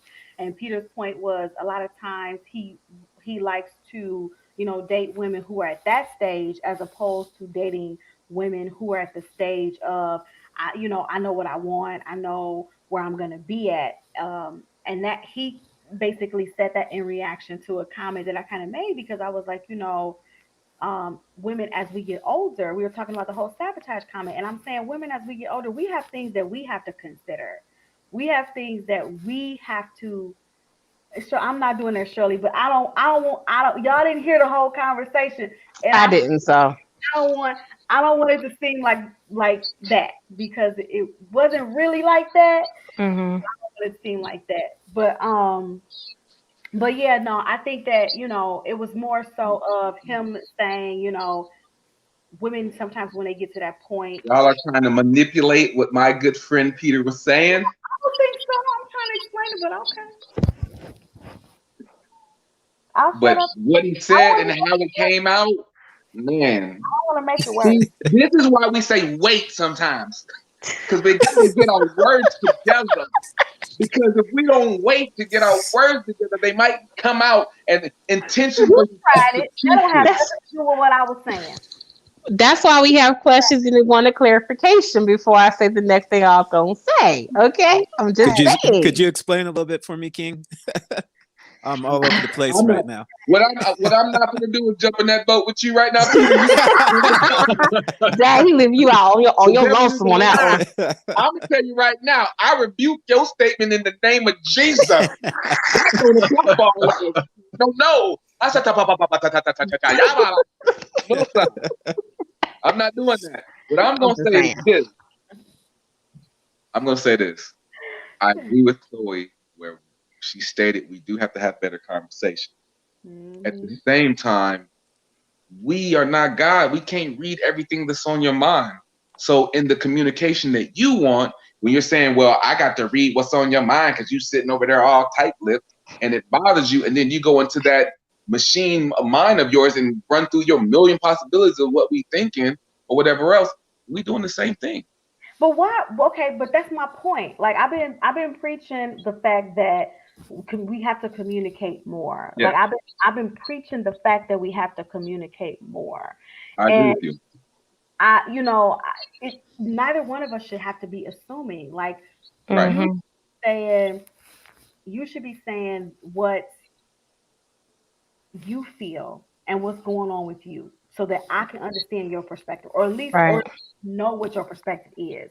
Like maybe we aren't going to agree, but at least I know where you're coming from, and then I can also communicate to you what I'm saying and what I'm thinking, and then that way, you can understand where I'm coming from, even if we're not seeing eye to eye. At least now you know there. So then we leave no room for there to be misunderstanding or misinterpretation, because you speak in your mind, you speak in your truth, and I'm speaking my truth. So even Well, I'm glad you said that, because Chloe, in the midst of what you just said right there, that's so important because it leaves clarity. And sometimes I feel like people are under the misconception, when you agree to disagree, that it's a bad thing. It's okay to agree to disagree. That doesn't mean that we're not on the same team. That doesn't mean it's me versus you. That just means from your perspective and the things that you grew up and the things that you've seen or your traumas or whatever else is, you view life like this. And that's okay. And I feel like sometimes people feel like if they're not agreeing or saying the same thing all the time, then they're on the wrong team, right? Or it's not the problem, it's them versus them, right? Then when they go outside of the team and they hear someone who agrees with them, oh, I was just vulnerable, and they were saying the same thing that I was saying. Nah, I don't have to agree with. It's okay to disagree, but and it's okay for us to stand on where we sit. That doesn't make you wrong. That doesn't make me no wrong. It doesn't make me more right than you either. But then when we can't agree to disagree, and we have to look for justification outside of us, through social media, through friends, through another male or female, to get that I'm right feeling, and it's like, well, I felt vulnerable because this person comforted. No, the person just told you what you wanted to hear during that time frame. Yeah, but I think another key piece to this as well is, if we are going to lock into the communication piece, we also have to accept what is said exactly for what is said, and stop trying to read into or try to assume we know what somebody is saying versus exactly what they said. And I think this is, another one of the points that the young lady made in the context from earlier about, being in your own headspace. We can tend to do a lot of assuming or a lot of guessing, right? Versus just taking exactly what it is. And listen, I think that's something that we got to change as well, because that sabotages a lot of stuff. I mean, I agree. I think that comes from people not really. That comes from people not really wanting to be honest, though. Like, how many times have you had a conversation with somebody and you wanted to say something, but by the time what you wanted to say came out your mouth, you have whitewashed that thing and cleaned that thing up so much that it didn't even really resemble what you really want to say. Yeah. And listen, when you know somebody a little bit, you could tell they done whitewash that thing. So now you he said. Look, y'all know she's telling the truth because her accent done changed a little bit. You know to wipe that thing. He said it was green. But I know better than that. He really wanted to say it was red, but he won't say that. So now I got to try to figure out and decode what he actually is trying to say, or I can take that. I can take it, but I always feel like he wasn't being completely honest because he worried You about can't my handle the feelings or truth. he worried about what so and so gonna Mhm. say or think or if it come out like this. I mean, let's just like I mean even I'm sorry, I'll just use Peter as an example. Like you Uh-oh. know what I'm saying? Like not a bad way, but I'm just saying the reason why I was trying to add clarity to that is because Oh yeah. Peter was being honest, and when he said what he said in the context of the conversation that we was having at the time, everybody understood what he was saying, right? It ain't about us necessarily agreeing with it. We understood what he was saying, but Mhm. now Peter said, I bring it back up because it was a valid point for this conversation. And now you know, does Peter have to change what he said? Because no, it actually, Shirley, it seems like it's maybe your issue because Peter said what he said and he was honest, right? And in the context of that conversation, what he said made sense to the conversation that we was having at the time. Mhm. But because Made sense to Peter. Made because sense to Peter. but because the context of that is that conversation is missing now when he says it, it's like, well, what are you trying to say? And I'm like, well, see, maybe we got to receive what Peter is saying instead of trying to put put something on what Peter said that Yeah. maybe So wasn't life on. in Peter's comment. So that's why Mhm. I said what I said, because Yeah. I'm a woman. I stand on my 2 feet. And if I see that something ain't right, it ain't right. And I'm going to speak up on it. And so what Peter said was what he said. Hashtag he said what he said. And it wasn't Mhm. nothing wrong what he said, because in the context of the conversation that we had, he was sharing his truth. So it is what it is, and it's going to be what it's going to be. What else? Thank you. This is the problem that I'm saying, y'all. This is what I'm Yeah. saying. You want people to be honest, but then when people are honest, it's like, it's like, Yeah, you need clarification. Hey, did he say thank you? I'm He not did. saying I'm not saying we I can't did. debate like I give healthy credit debate. where Yeah. credit's due. That's not what I'm saying. But what I'm saying is you gotta have the context of that thing. That just goes back to Carlos saying, if I tell you one thing and you read 5 other things into it, you Mhm. have the full understanding and context of that thing. You can't just hear a snippet and then But be sometimes like, we listen. Sometimes we don't listen to listen. We listen to defend. exactly, Listen to True. respond. Yeah, exactly. you know. And I think that's Uh, a problem. Yeah. and another show that me and Quasi was talking about that we wanted to do is being right more important than being in love? Because sometimes being in right can destroy love. You know what I mean? And so is my ego more important and winning this argument more important than coming up with a Right, balanced solution? right. Mhm. Mm. Right. You And know. I'm sorry guys, but let me just get this out. And then I'm gonna dead this because this Now conversation is you gonna keep about going. it's not about that. But if I'm the one who brought up Peter's comment, I'm the one who brought it up. Me, not Peter. You guys didn't hear Peter's comment when he made it, right? I brought Mhm. it up. So if I bring up Peter's comment, and I use his comment, and then somebody has a problem with the way I reiterated his comment, because you guys didn't get to hear it the way it came out of his mouth. You got to hear it the way it came out of mine. So now I'm speaking Peter's words, and what if I am not speaking them the way Peter communicated them? Mhm. So it's not, is it on Peter to clarify what he said when I said it? Or should I, since I said it out of my mouth, be the one to say, well, no, what the reason why I even brought it up is because of this. So I'm not speaking up for Peter. I'm clarifying because I'm the one who said it, and it was somebody else's words to So basically, you're talking about content versus context. Yeah, it's like I said it to make another point. So I don't now then want him to be thrown under the bus for something that I said that might not even be the way he intended to communicate it. I mean, you get what I'm saying? Like that. I don't, I mean, I don't know who all was a part of the conversation. I just know that the people who are on the panel right now, and I know you had a question about it, and I brought it up.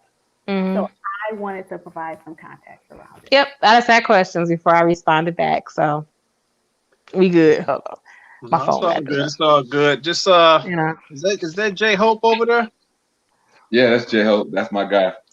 You don't want to say nothing, man? You good? You gonna stay quiet the whole time, man? I'm just listening, man. It's an interesting piece right now, so I'm just listening, enjoying the conversation. All right, cool, man. Although I agree with Peter. You agree with Peter?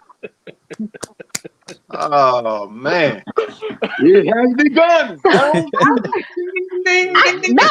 I do have more questions. Now I do have more questions. Come on. Let me put the hair on the side here. Hold on. Let's get ready to rumble. Okay, because I am 30. I'm 41. I'm gonna tell my age. I'm 41, and I am single. Okay, so my question to the both of y'all: do y'all prefer the younger women because it's easier to deal with them because it kind of some don't know themselves, some are still in that hey I'm ready to party phase. There's some older women out there who been there, done that, don't want to do it again and here to have fun. So what is it that for my question is what is it that attracts y'all to the younger women over a woman who may be more stable? Nah, it's crazy. Can I take this one, Peter? Go for it. Go ahead, Jay. I'm listening. I'll take this. I need some wine. So can I pray before he answers? Go ahead, Jay. My thing of dating a younger woman is this. My wife is 26. I've been with her since she was 18, and I've come across a lot of women that you like you said you're 41. In 41 years, you have been through a lot, so you know what you want. But that one little mistake that you find in a man could be your one mistake that keeps you single for the rest of your life. Like, oh, I remember when this guy did that. But this could just be a small mistake that this man could learn from, but you don't give him that opportunity. Like when women say, oh, I want the good guy. That good guy is probably the guy sitting in your DMs messaging you every day saying, hey, beautiful, how you doing? You go, oh, he's thirsty. And he's really just trying to be the person that loves you. Mm-hmm. True. That's true. Like, and that's what attracted me to my wife. It wasn't the fact of, oh, well, she's not older and she doesn't know what she wants. It was the fact of the connection was fresh. There wasn't anything that had previously messed up that connection, because as women, you go through a lot dealing with men. And I trust me, I know, because hell, I'm one of them. So, we aren't perfect. We're terrible. Right. But it's easier to start off with someone when you can just have that fresh connection. They're younger, they haven't been through a lot, compared to someone that's like, well, I don't like this because of this, and I don't like that because of that. You get what I'm saying? So that's my take on it. Okay. So Nina, let me ask you this, Nina. Let me ask you this. Hold on, let me get the hair right. Okay, I'm listening. So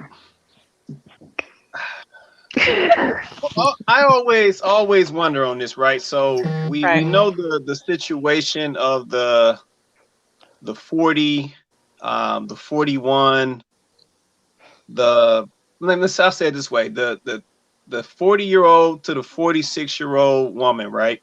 Mm-hmm. So we know the situation. By that age, she's experienced some things. She's been in some relationships. Most likely her career is on its way at that point. Most likely, she has her own home, has her own car, all money's all secure, all of that. So she's got all that stuff by that age, right?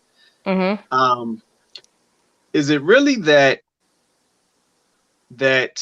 women in that age range know what they want, or is it that at that age, you are now, for the most part, stuck in your ways?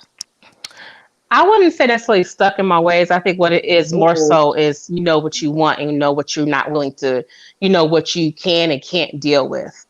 Okay. I think for majority of people I know who are single, in my age range, the majority of people I know either divorced, you know, or maybe was close to marriage, just didn't happen. You know, things happen in life. It's choices you make. I can tell you my situation is that I was with somebody in my 20s, most of my 20s, and it didn't pan out. You know, it is what it is. And I chilled from dating for a bit because I was like, I need to take myself time off to heal from it. You know, so I think it kind of for me is I know what I want.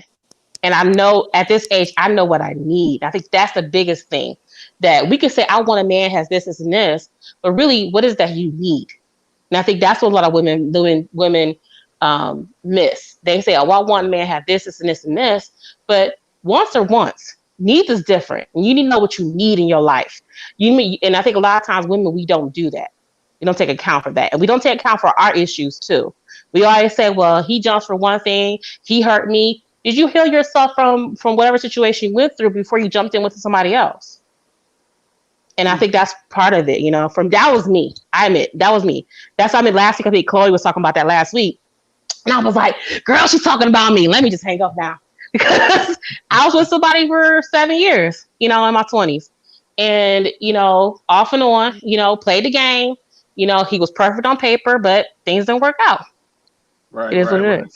So Nina, to keep on that topic, right? So that's a little bit about what we kind of touched on it a little bit before you joined the show, like before you got on the panel. And we were talking about how with women, you know, it came up that sometimes when we get in relationships and it seems like maybe when it's time for the relationship to take it to the next level, that they put this pressure. So they're talking about from the guy perspective, the guys were saying that sometimes as women, we don't understand, you know, that they have things that they want to do first. Like maybe they want to get themselves financially in a certain situation. They want to feel more secure about that and these types of things, right? But, you know, from my standpoint, I'm saying we get that, but then at the same time, there's things that as men, you guys have to understand about our situations, right? Right. We also have these societal pressures that's telling us we need to be married by a certain age, we need to have kids by a certain age, we need to, you know, and then we have our biological clock that unfortunately is a very real thing. It's a very real issue, and we have all of these things that we're dealing with that we're trying to sort through. And so the guys have this that they're dealing with over here. We have this that we're dealing with over there, and no one wants to try to understand each other. Right. Issues. And you just provided. I think what we were saying, Chloe, was more so it was the expectations. And so now, after you've been in a relationship with somebody all that time, now you have to start over again. So the next guy that you get with, even though you're going to try, I mean, of course you're going to try to give that guy a chance to make his own impression and make his own mistakes and not judge him off of what happened before. But you still have to bring that baggage. That I'm further along in life than I was before. Right. It's for me now than it was. I can't play like I did. I can't deal with some of the things I've dealt with before. Like at 22. Right. Yeah. It's different. Right. Different. And so those things, Right. I think for me, learning that, I had to set when, you know, and again, I know me, like sometimes I'm like, man, I want to get married. And sometimes like, I don't know about that whole marriage thing. I don't know what part of that. And that's part of me. But, you know, I feel like, you know, for me, because of that, when I meet somebody and it's really like there's a strong connection there, I'm like, okay, let's see what happens. But at the same time, it's like I learned you have to set expectations to what you're and talk about those expectations and converse with each other about where are you, what do you want, you know. And I think a lot of times what happens is that, especially nowadays, it just seems like a lot of people just want situationships, you know, and they don't want to more. They want everything that comes with the relationship. They don't want to be committed. If that makes sense. No, that's that's fact. They want the entanglement. They do. They want Jada in August. They want Jada in August. I'm just saying. I hate that word. I hate that word. It's true though. I mean, it is true. You know. No, it is. It is. It is. Definitely it is true.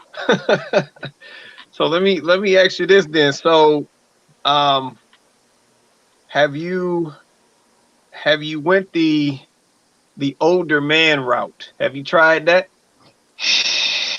Why you make that face? What's that face? She ain't never been up in Ray's Boom Boom Room, the sugar shack.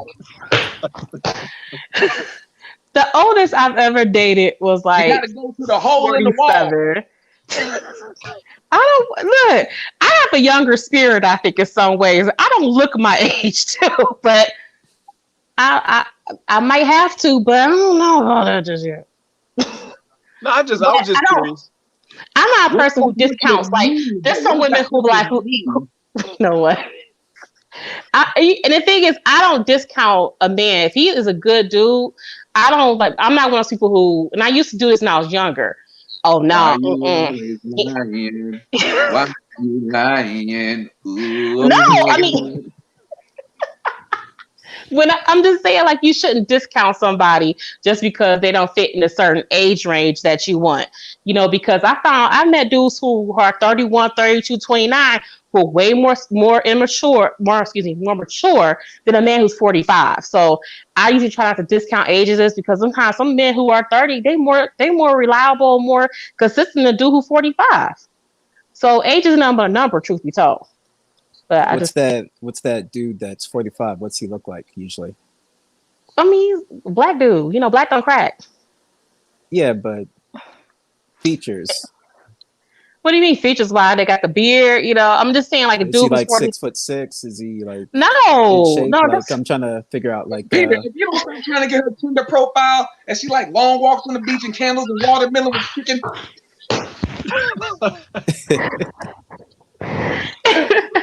I don't. And the thing is, I tell people this all the time. Like, this, of course, I like guys. I like guys who are tall, but I'm not gonna say, "Oh, you're not. You're tall. You're not tall." I'm not gonna talk to you. No, that's stupid. The thing is, people who know me have always heard me say, never discount somebody because that he may not be the one for you, but he may be a really good friend down the road. He never know who he could introduce you to down the road. So you never discount somebody out. Light skin, a young man out here acting, going after his dreams. He's very smooth. He takes care of his money. He is very efficient and organized. Just wanted to let you know about this. He loves slow jams, music. Sometimes he likes to go out and have a good time. He likes to get a drink every now and then. Peter, you can take I it. believe, yeah, you're right, Shirley. It's not all about the external. Right. Yeah, I completely agree, but let's not discount that. Like at the very beginning, it's all about like if you're attracted to the other person on both sides. Some people say he looks like If Usher. you're not attracted to the other person, then I mean, like if a guy is not, if a guy, let's say, if he's in Walmart or something like that. Cute. All right, if he's not attracted to you, then one, he's not going to approach you. Like, more than likely, he's not going to approach you unless, like, he's at a bar or whatever in his closing time. If he's not attracted to you, He just it's closing. I mean, if you ain't cute, he might not swipe right. That's what he's trying to say. Yeah. Swipe right. What you and then, mean, swipe right? But and even then also, in a different scenario, where it's not all about looks. Like it depends on the scenario. Like at the bar, like I just told you that scenario or whatever. But like if it's in terms of like maybe like you're at work or something and you're working with like familiar faces, like it might not be someone like you're even interested in, but like maybe like you listen to that person talk or whatever, and then it's like, okay, well, we might have some things in common with that person. And then that's whenever like a man's wall goes down or whatever, and that's where he starts taking things off the list.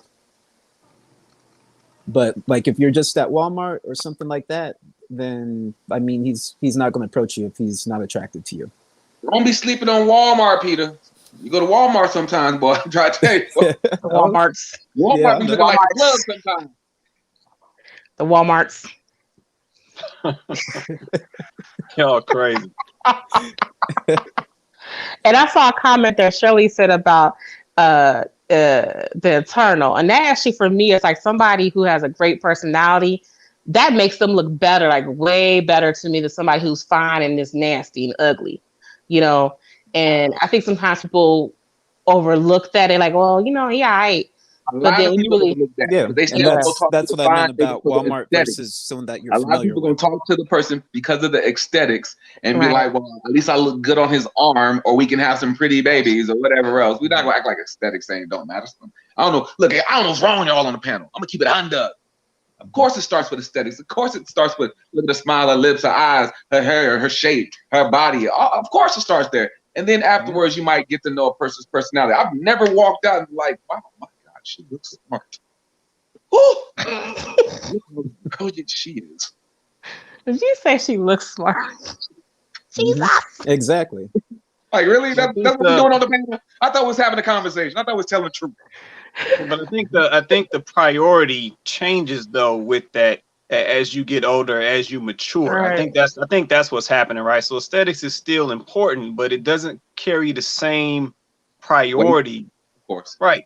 Right. Or weight, if you will. I said when you're young, like that's all you focused on, right? So you trying to find, you know, back in the day, it was the long silky hair, what they call it, blackanese, whatever the little blend, little chili looking black hair. What was the list, Quay? Go ahead, Quay. No, I said back in high school, man, it was about what was like the chilly looking girls back then, right? But then as you get older, Don't want to get in trouble, that Lord. whole thing, Father God. yeah, that whole thing changes as you get older, and as your maturity Mhm. level changes, then it's like, okay, you ain't even looking for that no more, because that was the same thing everybody else looking for. So now you looking for something totally different, and you listening to how she talk, you know, how she carry herself, you know, what she do in her spare time, what she bringing to the table, like that all changes. Mhm. Absolutely. So yeah, that's I was what talking ends about up the happening initial, as you the get older. start. I ain't never seen nobody was like, ooh, she got Jesus all over her. Yes, Lord. Let me grab this comment. Let me grab this comment right here.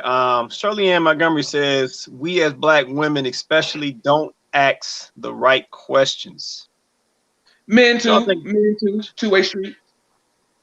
That's Now, what- everybody though. Well, what's the right questions though? See, that's the cool. So that's the real question. What are the right questions? Right. I think it Right. depends on I what time in think your life you're time at. is the right question personally, Mhm. because eventually time reveals everything. Because Right. a person can say anything, but time will actually show me who you actually really are. Right. Mhm. Okay, I can Yep. understand that. I think also at the same time, those questions are also based off of if you understand what's more important between need and want. So a lot of people typically ask questions off of want, right? And it's usually a lot of material stuff. What do you have? Do you got a house? You got a car? How much money you make? What job? What's your title? You know, let me see, you know, Where all you this. taking it? Yep. Yeah, because Exactly. it's hard to find people that are actually willing to put in the work to work on the foundation, to work on the Right. construction of the building that you claim to want. Most people want some mansion already there, but they're not willing to either put in the work to build the mansion with the person, or they're too busy looking at someone else's mansion, so that's why they don't have the mansion that they want. Right. Right. Let me ask this question because this is another comment Shirley just dropped. Should you be asking somebody about their credit score? Ooh, child. Okay, so I'd What happened? My say mama put my phone in her name. I'd say Hold probably on. not, but Go ahead. but if you have a lot of money in the bank, then yes. I think once you get to that level in the relationship of the conversation, and you know this is someone Right. that you want to build with, that's a Right. fair question that you should That's be able to talk right. about. yes, I agree. Agreed. Agreed. Even if you don't have an 800 or 700, 600, some of y'all got 300s out there, but God bless you. They got Nationwide on your side. You can call right now and get your credit work done. We can start. Nah, I'm just saying, like, I can't. I'm saying, I think the first date if when a you're woman willing asks to you your build with credit someone, score? you come up with a plan to strategize to help change that. Right. You know, you can build that. I think building credit is like building trust. Right. It comes with the work that you put in to make it happen. And I think some of that comes into you'll see somebody how well they do with money. through time, like you said, like time. You'll see how well they are with money and how they talk about money, things they do with money. Like I know situations where people come in windfalls and they got debt out the wazoo, but they don't pay off that debt, you know, or they're like, I want to go buy this brand new car, but you got a perfectly good car here, but you got this debt you need to take care of. So I think it depends really on time to see how they handle it, you know. But that credit score thing, you should be asking that. I know people say I should ask that. No, you don't ask at the first date. I think you made an outstanding point as far as, you know, over time and credit to be able to reveal all those things when you're actually wanting to grow with that person and you know that that's the person you want to grow with. And I think that's where loyalty and I think that's where love actually showcases itself. Because when you have those type of things where the loyalty and love is where you build into that. Now, if you have a joker who don't want to do nothing about it because you got some sorry saps out there that don't want to do nothing, don't want to do right, then that's your red flag to know that it's time to go. You need to move on because this person is only leeching off of you and they're not trying to better themselves. But when you actually have people who are sticking to a strategy or a plan or a budget to improve, you know what I'm saying? Then that's how you do that. But the problem is that sometimes you see the 80-20 and you see someone else who you might not have to do that with. And then you ask yourself, hey, am I selling? Am I tripping? Is this even worth it to build here? You know what I mean? And then you get over there and that grass over there, and then you find out it wasn't the credit, but it was everything else. It was the loyalty. It was this. It was that. You find out all the dirt on the other side. Because if that person was already perfect, he would already be where you want with them. He would already have that. You know what I mean? So let me grab this comment, man. So Shirley Ann Montgomery says, why is it okay to find themselves in the bed on the first date? But basically it's not okay to ask about their credit. Because I want to give because they want it on the first day. They're gonna try to get it on the first day. They're not thinking about the future. They're thinking about hitting and quitting. Bye. But wait, what are we talking about? Are we talking about somebody that you just like hooking up with? Right. Or somebody that you actually like you want to explore a relationship with? Because if you're talking about somebody that you want to explore a relationship, you want to go there and ask the question, mama. Did you ask about the credit before you had be in the bed on the first date? If you're trying to explore a relationship with that person, you shouldn't be in the bed with them on the first date. You should not be in the bed with them on the first date. Not if you try. I mean, I just don't. I mean, that's totally opinion. That's totally my personal opinion. So I mean, I get it. That's my personal opinion. But if you're trying to explore a relationship with somebody, you don't start it out with the physical before you even had a chance to get to know anything about that person. Like that to me, that's a bad precedent. That's a great point. I agree with you on that. I can agree with that. Now, Ma, I love you, but you know I got to keep it real because I'm your crazy stuff. You wasn't talking about no credit score before you had me. You wasn't talking about credit. You wasn't talking about bank statements. Don't kill me. I know you didn't. I know. I'm saying I know it's 2020 and we do got to make smart decisions. And the point of it is, I was just being funny. That we do need to ask better questions so we can avoid situations where you have crazy children like myself or whatever else. And that is fair. Sex before credit. You know, I don't know.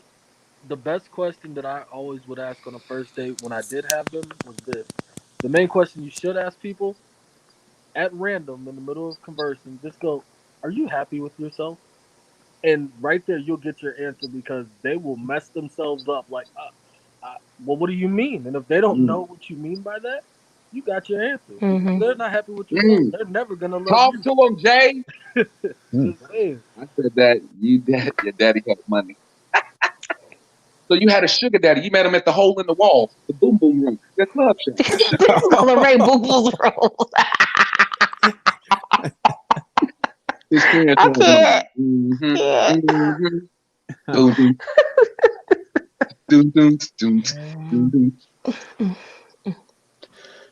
Look, I think that's a good question to ask about a person's happiness, though, because you do got to find happiness within yourself to be able to make someone. I think that was good, Jay. Right. But I mean, just getting back to the topic. Okay, so just but because I know it's probably time for us to close out, but like just getting back to the question of are women their own worst enemies, right? So like some of the ways that we talked about, and because I would like to kind of get Nina's, kind of perspective on some of these things, Hmm. but some of the things that we talked about was the pressure, the potential pressure, the relationship pressure that a woman can bring because, maybe she has, had relationships in the past that didn't work out, and now she's at the point where she's older, she knows exactly what she wants. She's like, I'm with you. I believe you're the person I want to be with. Like now I'm ready. Let's go. Because I still would like to have kids and I don't want to wait too long. Like that kind of those types of Hmm. conversations, like those are ways in which the guys feel can be sabotaging to a relationship because the guy might be coming from a perspective of, well, I still have this I'm trying to do or this I'm working on. And I try to give a balanced perspective of that Hmm. where, my point is there's factors on both sides. So, what is your perspective? Because these guys not gonna sit up here and have us looking like we just always Is trying to that true? rush somebody to the altar all the time. Now, sometimes we're not looking. Sometimes some women are not looking for marriage all the time, too. Truth be told, I feel like it's more. And I've seen both sides of it. Truthfully, I've seen both sides of it where women push, push, push, and they get married and they still married. I've seen both sides where women push and they still single themselves. So I know for me, I feel it's a combination of things. I think that sometimes we do get in our heads too much. Um, and when I say that, I feel like we get in our heads too much to the point we overanalyze stuff and make up stuff in our head because he said one thing, but then we took what he said and went in our heads and then something totally else is what we heard.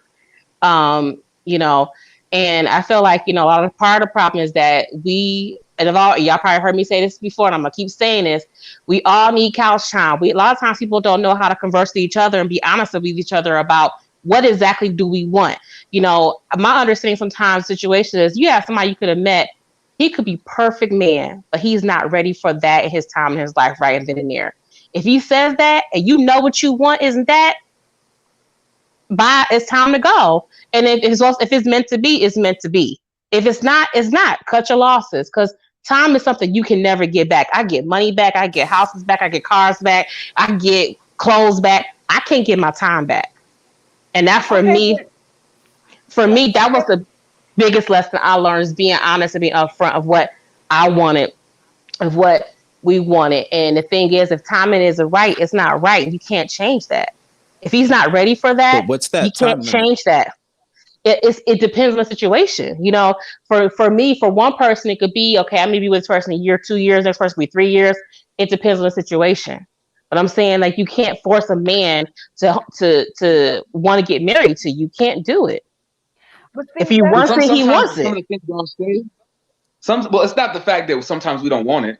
Sometimes some of the things you say in the midst of an argument or in the midst of your emotions make us be like, man, hold on now, really?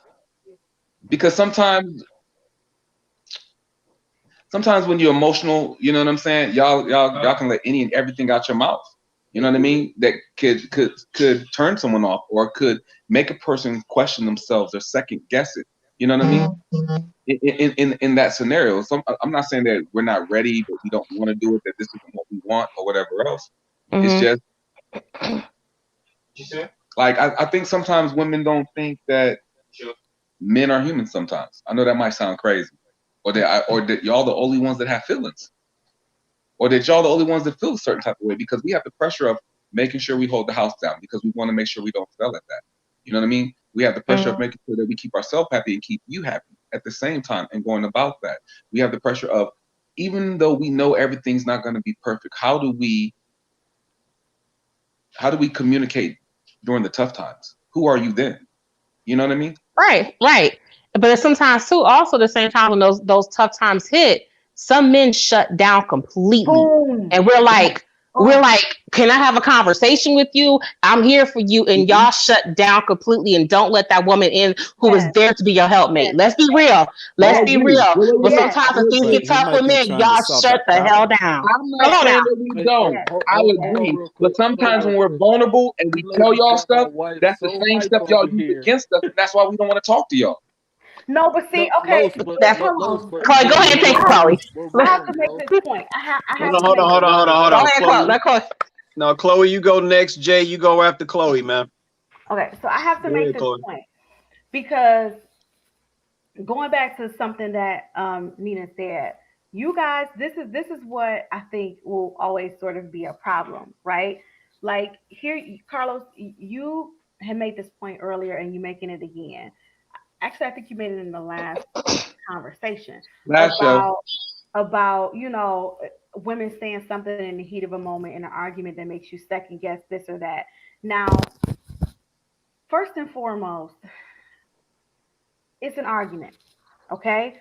So you're going to say some things that you probably shouldn't say. I'm going to say some things that I probably shouldn't have said. And usually it's the anger talking at that point. And nobody is at that point. We're just duking it out. And a lot of times it's just because one of us just wants to be proven right. It's not even us truly expressing how we really feel. It's the Mm-hmm. anger sort of kind of taking over in that moment. No decision about your relationship should be made in that moment. There should not be any decisions made about a relationship in that moment. A woman, you should not judge whether or not you're going to move forward with a woman or second guess your entire relationship with her based off of a conversation that you're having in that moment. Now, if after things have calmed down and you're still seeing things, then that's different. But no decision should be made about anything in that moment because neither one of you guys are in a place where you can be rational about anything. Okay, that's that point. Two, Nina, going back to what you said about men and saying if you get to the point where the man, you shouldn't try to force a man to marry you. If you get to the point where the man where you say, well, guess what, you don't want that, bye. You know what I'm saying? And if it's meant to be, it'll be meant to be. See, this is where the I see that there's a lot of uh, different perspective, right? So I feel exactly like you. I'm the same way. I'm in that situation and I'm like, look, this is where I am. Like, this is what I want. I thought I saw this with you. Like, I thought we were both heading that way. And then you decide, oh, well, yeah, but not yet, or whatever your reasons are. And I say, okay, well, I understand that, but this is what I want. And I'm not prepared at this point to take any more time with you to wait for you to do whatever all the tens of 50, 11 things that you feel you need to do. So I'm going to pull myself out the situation, out the scenario, because now I'm protecting myself, right? Mm-hmm. I'm protecting myself. That is received as, in a lot of cases, that's received as ultimatums. Like dudes are really quick to pull that ultimatum card on a woman without understanding that sometimes a woman is protecting herself and protecting her own mental, because if a woman tries to stay with a man because she loves him and she's like, I think we could be great, but then he's like, yeah, but I got this over here and I got this and I'm trying to work this and and I'm not saying he don't have no reasons or whatever, but you have to understand what that does for a woman when she's at that point where I'm in nesting mode, I'm in settle down mind, and you're telling me, you got 50, 11 things, and I'm trying to work with you because I love you, but I know that this could work, this could head left, because the longer I stay here, I could start to resent you. I could start to Mm-hmm. feel like, what am I still doing here? I could start to feel like, wait, what if I stay because he's saying, he need a little more time or whatever, and I stay, and then it don't work out. Then now I'm putting myself at a deficit because I stayed because he needed a little more time, and I'm staying because I'm like, okay, well, I love him. You know, he worth it. Whatever. I'll stay. I'll duke it out. But then it don't pan out, or something else happens, or maybe. And I'm not speaking for every dude, but maybe this dude. Some dudes can be really honest in that situation, and some dudes can be dishonest because they're really not ready, but they ain't trying to tell you that, Right. or you not the one, and they ain't really trying to tell you that. Right. I hate to And say it, now but here And you they. are. Now here you are in this situation, Mm-hmm. and you're yes, for a woman, like I told you guys earlier before, Nina was on here. Time means something different for a woman. We could try to act like it don't. We could try to act like it don't. But in reality, time means something for a woman, different for a woman. It just does. That's just reality. It's an undisputable fact you can't change. Right. You want to I say hate something, to. Jay? Hold on, Peter. You want to say something, Jay? Well, first off of Chloe's first thing about an argument. Like I said, I've been with my wife for 8 years, and as far as arguments go, I feel like when people have to say the things that I hear other people say in arguments to belittle their significant other, how are you displaying real love? How, like, it should never get to that moment of, oh, you've said this, now I need to second guess this relationship. That's not real love. Like, if you have to rip me down to make your point, to make you feel like you want an argument, what are we together for? That, and I know a lot of times women try to protect themselves, but you have to see both sides. As much as you're protecting yourself, how do you know that that man isn't protecting himself? And you're displaying all the wrong characteristics that he's looking at, which is making him hold off and go, you know what? Let me not put a ring on it. You know what? Maybe this isn't working. It's a two-way word, and or two-way road, excuse me. And the best way to actually find out is you have to communicate. If you're thinking Mhm, it, say it, but don't just be like, "Look, I need a ring mhm, on my finger." No, that's not gonna work. Hey, what are your life like? What are your goals in life? That's it. Ask questions like that. Like, when I met my wife, I told her, "Hey, I have goals of earning acres. I want to be VP of my company. I want to do things like that." And me telling her the goals I had for myself gave her the direction of, oh my goodness, this man is doing this and this. That's where I want to go. At that moment, she could have said, no, I just want to party and drink. And I'm like, oh, okay, well, you have a good day. But it's just about questioning. The thing about time, women, I know time is different. But just like you don't have time to waste, men don't either. Relationships are not just relationships. Relationships is a secret word for investment. The same way you invest in your stock is how you invest in your relationship. Mm-hmm. If right. you That's treat and if right. your stock starts to plummet, what are you gonna do? You're Mhm, gonna sell. But if you work hard to make it rise and to make it worth it, you will have everlasting funds and that everlasting mhm. love. So that's the way I look at it. That's just my small take. Let the church say, Amen. Yeah.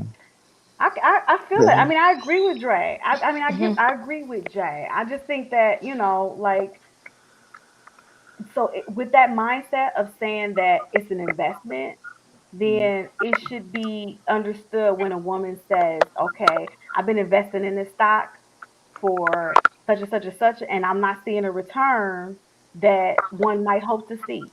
So I'm gonna play to pull my funds out. Not Mhm. because, for real, because I need to protect my assets. Yeah. Mm. So I'm gonna pull my funds out. It ain't always about the other person. Sometimes it's about Huh? her and her assets. What do you need? Yeah. Okay, but using that Uh, On both. analogy though, how much time are you going to give What? that stock a chance to mature though? Yeah. I mean, Just like Nina said, Quest when you webcast. guys asked her that question, my answer is going to be the same. It's going to vary person to person. Like some people need more time. Some people, some people are very conservative with their investments, so they're not going to Mm-hmm. give you too much long. They're not going to play with you too long. And then some people are like, I'm not as conservative. Like I'll take a little bit of risk. I can risk it a little bit. So it just depends. That's going to literally vary from person to person. Me personally, I want to give more time to get to know that person because I think marriage is a serious, it's a commitment. Like, Yeah. so for me, I Mm-hmm. want to give more time, but somebody else might be like, "No, listen, I ain't got that kind of time." So I Right. mean, it's Right. gonna vary. It's gonna vary person to person. That I can't answer that question for everybody.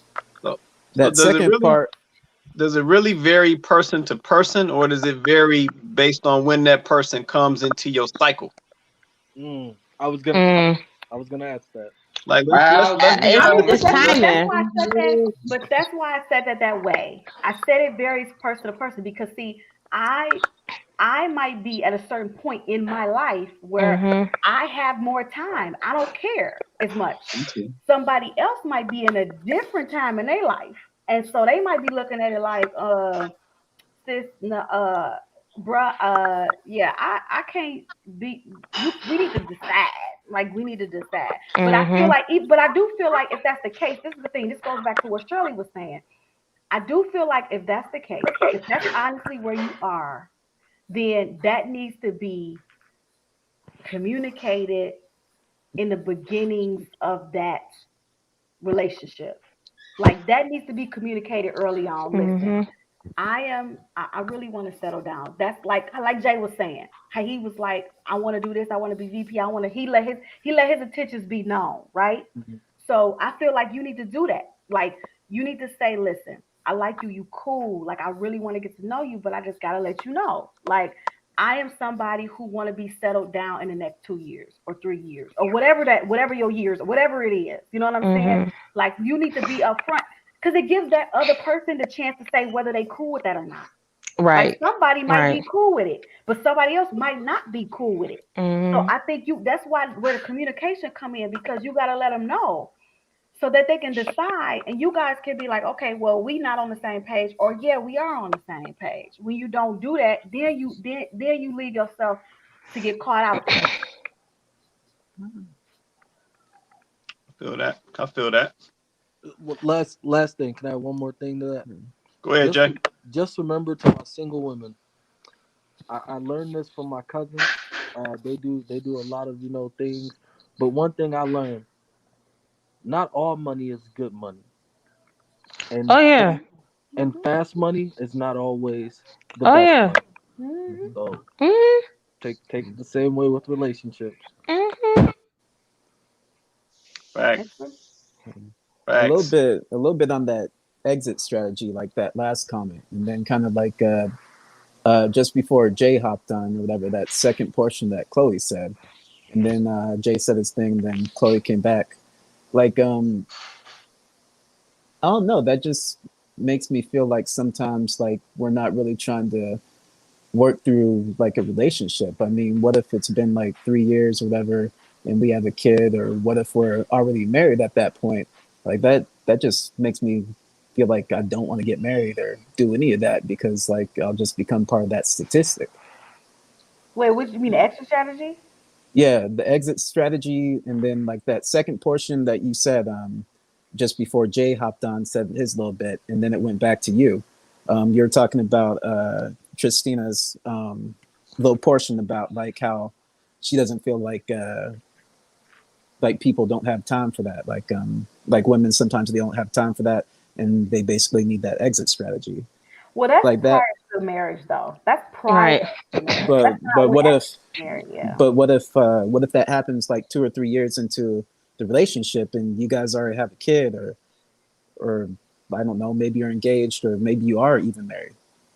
No, I mean, I think we're speaking in terms of if Before marriage. yeah, before like even before Before. engagement or anything, we're talking about the Right. woman wants to get married, but the Okay. man is basically at the stalemate at that point. Right. Right. For whatever Okay. his reasons are, he can have different reasons, but that's when we're saying sometimes the Mhm. woman has to protect herself and Okay. her time. I can see that too, but there's also different scenarios where not everything works out perfect, and maybe you do have a kid and maybe you are married at that point though. Maybe he did lose his job at Microsoft like 2 years after you guys got married. Hmm. Got married. Yeah. I think I mean, you talking about something that, I mean, you don't, once you make that commitment and you married to somebody, like it doesn't work. You in Like, it. yeah, you're in it. Like you're committed. Like Mhm. you should be taking that commitment seriously. And Mhm. a lost job should not be enough to break up your marriage because it's a partnership and you guys should be working together. Mhm. Yeah. So But I a mean, lot of people don't take it that seriously today. that's the Like problem. But in my that's the opinion, problem. Yeah, in my that's the problem. opinion, they should make it harder to get married and easier to get divorced? It's pretty easy to get divorced nowadays. It's Truth pretty be easy to told. get No, divorced. Truth but I be mean, they told, should make it harder to get married, though. Oh, What? Say that again, man. Hold no. on. Say that again. I said, I in don't my know if opinion, that they makes should make sense. it harder to get married and easier to get divorced. Why No, you I say Like that? if I want to get married, tonight, I can just drive down to Vegas and I can just find someone and be like, But hey, you you're want an to get married? adult, Peter. Like, you should be able to make that decision for yourself. Government should Right. not be deciding whether or not you need it. What needs to happen is two mature people need to make that decision. Like, the Right. government should not be in whether or not they're in any way deciding or in control of when you decide to get married and how easy or how difficult it should be for you to get married, because Yeah, all of those I details agree. I you just need to mean be like working out. I agree. I'm just saying that like in results, like in terms of like being divorced and stuff like that. You know, normally like divorces, like they go on from anywhere from like 3 months to like maybe even like 2 years to get divorced. I'm saying that maybe we should reverse all of that and make it harder to get married. So now, Peter, so I'm gonna say this. I'm gonna disagree with you on that one. And the reason I'm gonna Mhm. say that is I don't think the solution is to make it harder to get married. I think the solution is people need to understand what marriage is about. Like Amen. Yeah. that's the main problem, right? Because what you're seeing right now is you have a lot of people getting married, first of all, for the wrong reasons to begin with. Wow. Yeah. And then you got people getting Mhm. married off of situations that are created outside of them, right? So they feeling pressure because Mhm. they see their girl get married. So now let me go find me a man. I got to get married. Or you got dudes, you know what I'm saying, getting married now because they boy just got married. So now his girl looking at him like, what's taking you so Mhm. long? So he like, all right, let me go get married. And it's just all jacked up. So see, that's what Mhm. you're seeing now. You know what I'm saying? Because that's why you see so much divorce now. Because I mean, if you think back years back, most likely, when your parents came through, when my parents came through, yeah, there was divorces, but nothing at the rate that we seeing today.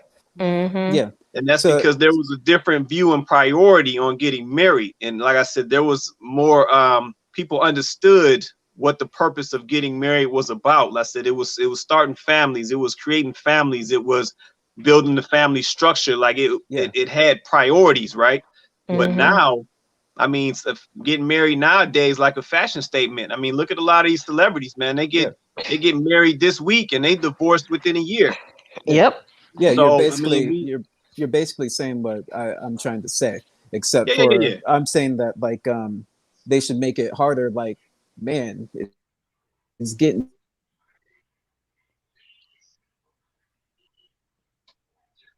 this marriage going to be worth it? Like, is me getting married to this person? Is all this struggle of me getting married? Is that going to be worth it? Like, that's kind of what I'm trying to say.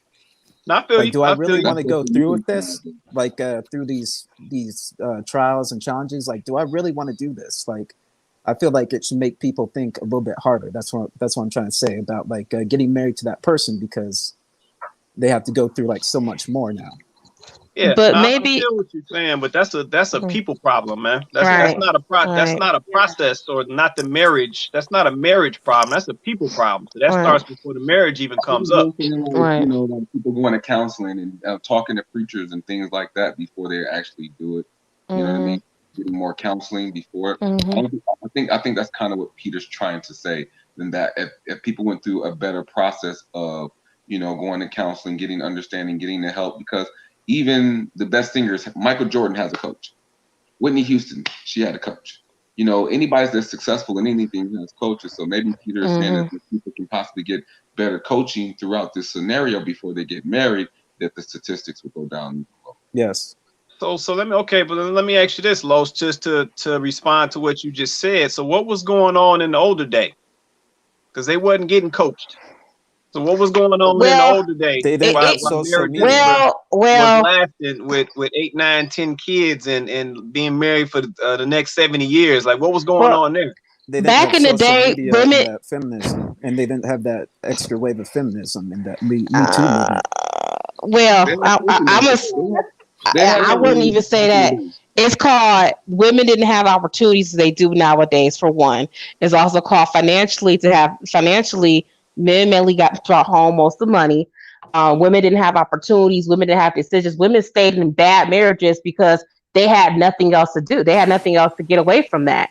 I think a lot of it happens that nowadays, a lot of women now are like, I don't need that man. I can take care of myself. You know, a lot of times women didn't have options back then. People got married at younger ages too. There's a lot of different things. I wouldn't blame it just on social media. I would blame the fact that, divorce was not an option back in those days. Back in the 40s and 50s, you hardly ever heard anybody divorced. They look at you like you're crazy if you got a divorce. So I think it's a combination of things. It's not just one thing. I think because of I agree with that. evolution, I think because of evolution, technology, different freedoms, different temptations that are resolved, thrown in your face has changed a lot of different things. I think society has made it more acceptable or whatever else. I think standards and scenarios have changed that people face, whatever else. I mean, I've been through it. I'm not ashamed to say what I've been through.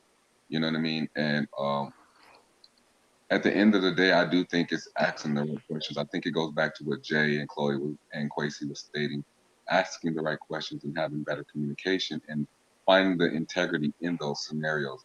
And like I said, loyalty versus love, it's hard to find loyalty, you know what I mean, nowadays, because you can love a person for a moment, but don't have no loyalty to that person later on. Facts. You're upset, and it's like, well, where was the love? I thought you loved me, but loving me didn't keep your loyalty, because when you were upset with me, despite the fact that you love me, you could still try to find comfort somewhere else. You know what I mean? And loyalty, and when you have loyalty over love, then that loyalty would have brought you back home in that scenario. Go ahead, Jack.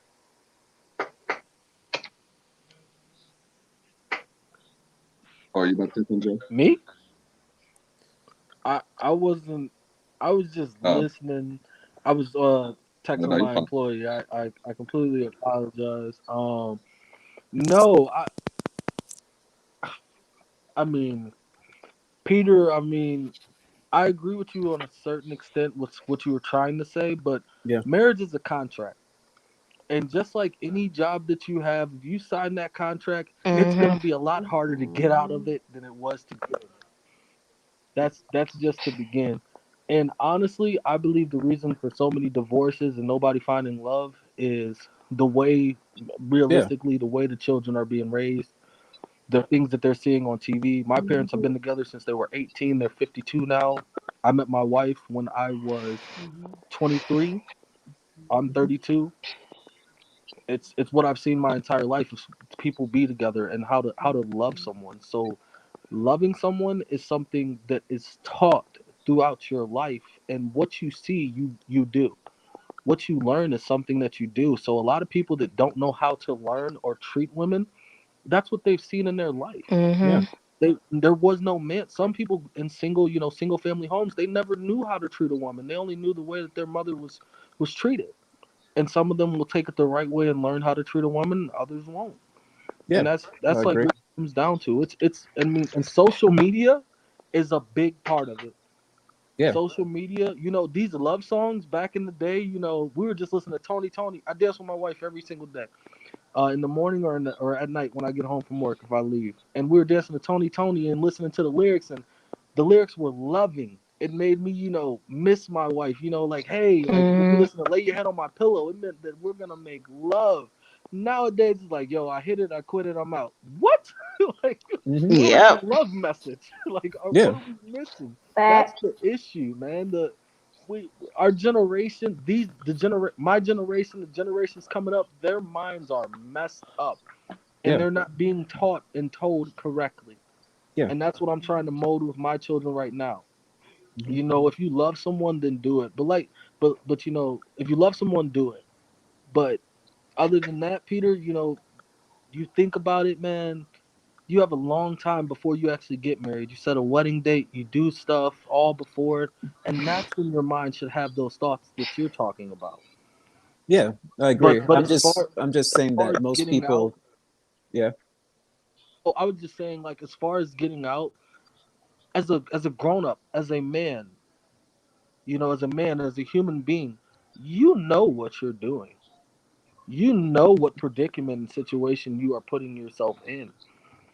So if someone else feels like, wait a minute, I don't want this marriage to end that way, or you want it to end quickly, you put yourself in that predicament to go through what you're about to go through. You made the bed, lie in it. That's the way I look at the response Mm-hmm. for what you Right. said. It's a grown up decision when it comes to marriage. Yeah, I agree. All right, so that's a I good agree with note. everything you're saying. It's just that, like you said, pretty much like the kids that are pretty much, I want to say like maybe like 18 on up to like maybe 32 or like 30 or something like that. Like they didn't have to grow up in the world without like social media for the most part. They didn't have to grow up in the world without like Facebook and stuff like that. So I mean, there are just like so many more options on the table. Whereas like me going to school or whatever, if I wanted to hang out with my friends, I just wasn't like on Instagram or Facebook or whatever. Like I had to actually like drive to their house or something and say like, you want to hang out, or I had to call them on the landline. Like, you want to hang out later or something like that. Whereas today it's just like even my nephew has like 3 tablets and he's only 10. Hmm. And I got my first cell phone at like the age of 19 or something. Mm-hmm. Yeah, but we live in a slightly different world, man. That is really full of distractions. But it Yeah. is on us to decide what priority we're going to give the distractions. Yeah, Right. I agree with everything all you guys are saying. What I'm saying is most people aren't built for that today. Most people are like, No, you know I what? disagree. Most I think people, we're definitely built for it. We just choose not to put in the work. Right. okay, Yeah, but we yeah, definitely that, have the muscles. We just choose not to exercise it, and that's why I agree with Jay. We have the power of choice. We Mhm. But choose to put ourselves in certain scenarios. There's books. Peter's entitled his opinion, man. Yeah. So Well, yeah, I'm the not way that- I'm not saying so people's opinions wrong. but no, I'm not saying his opinion's wrong either. I'm just saying the way that he feels about things, I'm really listening because you got to think about this. It's not just Peter. I guarantee there's millions of people that Yep. think exactly like him. Of course. Mhm. I'm actually learning from you, and I love it. So you know what I'm saying? Like I'm just learning. Like wow, like certain people, not everybody thinks the same way. So it's very it's interesting. It's a right. What I'm saying when I'm speaking though, Jay, is what I'm saying is where we put our energy and where we choose to put our time is our choice, right? And the older we get, the more mature choices we can make. Biblically speaking, when I was a child, I played as a child, and when I became an adult, I had to put childish things away. The choices or the scenarios or the situations we find ourselves in, majority is by choice. The people we attach ourselves to, the people we choose to lay down with, the people we choose to make love to. These are all choices. These are not forced situations that we have to do. What I'm saying is there are multiple books out there that we can choose to educate ourselves on. There are different classes that we can choose to get education on. There are different opportunities for us to exercise those different muscles instead of just going free willing. You know what I'm saying? And I'm not saying that inside those books are all the answers. What I am saying is inside those books are opportunities to make different or more responsible choices. You know what I mean? I agree. And that's why even though the show is about women, it's really about us as well, because these are the people that we have to learn from. These are the people that we have to learn how to love, have to learn how to understand. And vice versa. The show before, women showed up when we were talking about men. Oh, it was one of our best shows ever. Women showed out the woodwork. And the reason why is because guess what? They wanted that insight. They had questions. They wanted to know. You know what I'm saying? They wanted to know what we were thinking. They wanted to know our flaws. They wanted us to be able to see our blind spots. There was an opportunity for them to educate us just as well. You know what I'm saying? So that's what brings me to the close of the show. To wrap it up. So I want to give everybody like a final minute to say their piece, and then we'll go into the closing of that, because I think it's important. I think, like you said, Peter, your perspective is, and that's why we always have you on the board, is important. It's amazing because you're not being the yes man. You're able to say something that is so different than everyone else that other people feel the same way. And I think that's what made Eminem such an amazing rapper. Eminem started saying crazy stuff that everybody felt, and then all of a sudden he had a legion of stands behind him. Right. All because he was willing to speak something that was truthful from his perspective. You know what I mean? Chloe comes out there, and Chloe is super passionate about women, especially about Black women, especially about change, especially about there are people that need to hear that. that right there, that conversation right there creates an opportunity for healing. That that conversation right there creates the opportunity of I want to be like that. She's passionate, she's strong. You know what I'm saying? Tristina, you come on the show and you give your wisdom, you give you're vulnerable. You know what I mean? And there's other people that might not be brave enough to come on here and be vulnerable and tell the stories that you're telling. But while you're telling your stories and your vulnerability, that allows other people to open up their closet. You know what I'm saying? Jay, you being able to say, yo, I dated a younger woman and this is the different things we do. You dropping a dime, man, I dance with my wife every day and every night. I try to do my best with that. I try to instill this in my kids in that. Other people might take that and say, man, am I dancing with my wife every day? And if not, why not? Or if it's not dancing, what could it be? What little small gesture? Can I just leave a note in her pocket just to let her know I love her, just to tell her that she's special? These little gems and everything that everyone is leaving in this can be transcended. And even if it only changes one person's life, that one person, we all should be aiming to be the spark, to be the flame, to the fire that ignites something different or new into the world to give birth. You know, and that's my perspective, and that's why we have the show. Mr. Quay Price, Quay sits back and is beautiful. And Quay don't know that I sit here and I watch. When Chloe be going in and she's so passionate and she is giving her perspective, Quay just sits back and, oh, baby. That's my boo. That's my baby. Tell him like it is. I think it's beautiful, though. You know what I'm saying?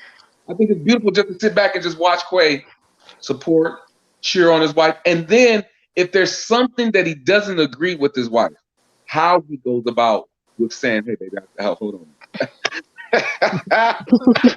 Hold on, baby. Hold on.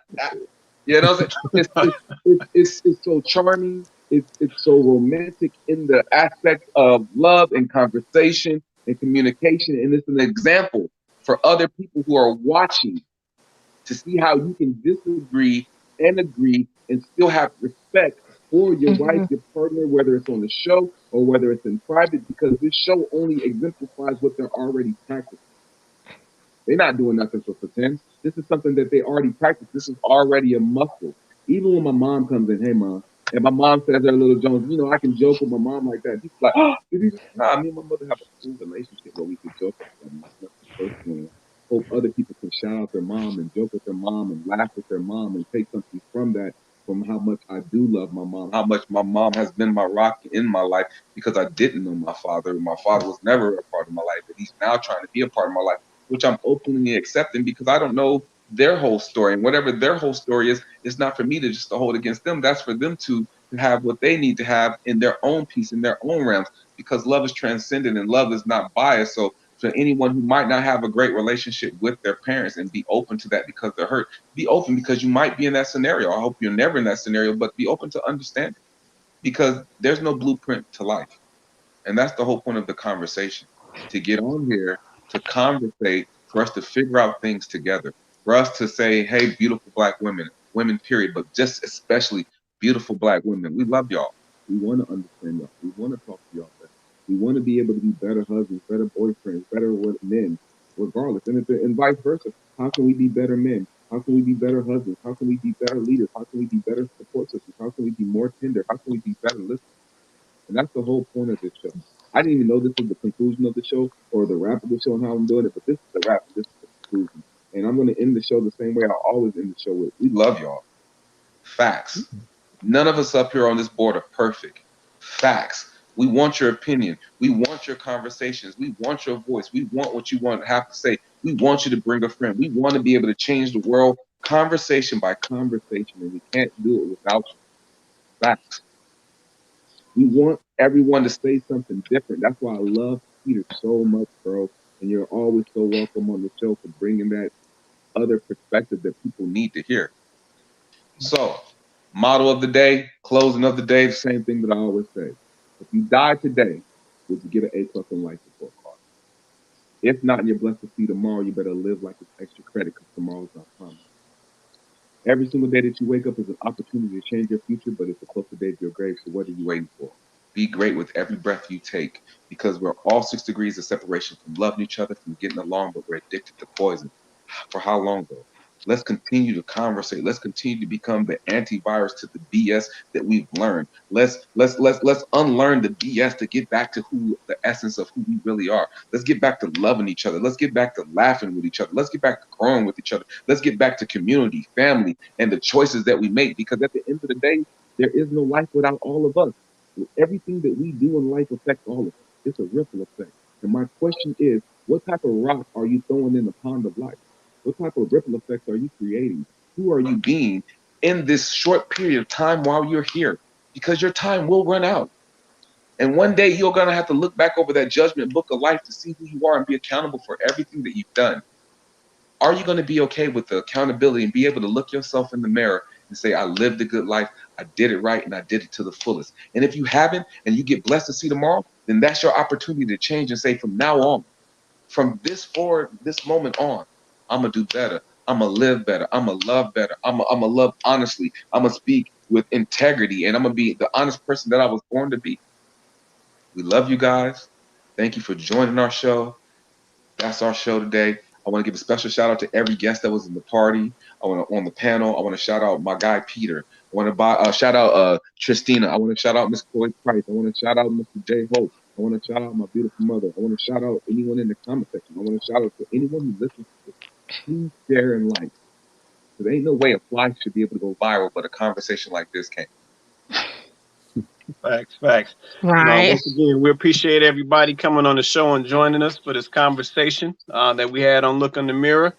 Once again, I'm your co-host, Quay Price. Your other co-host, King Jaquil Martin. And once again, everybody have an awesome night, and we're going to catch y'all on the next show.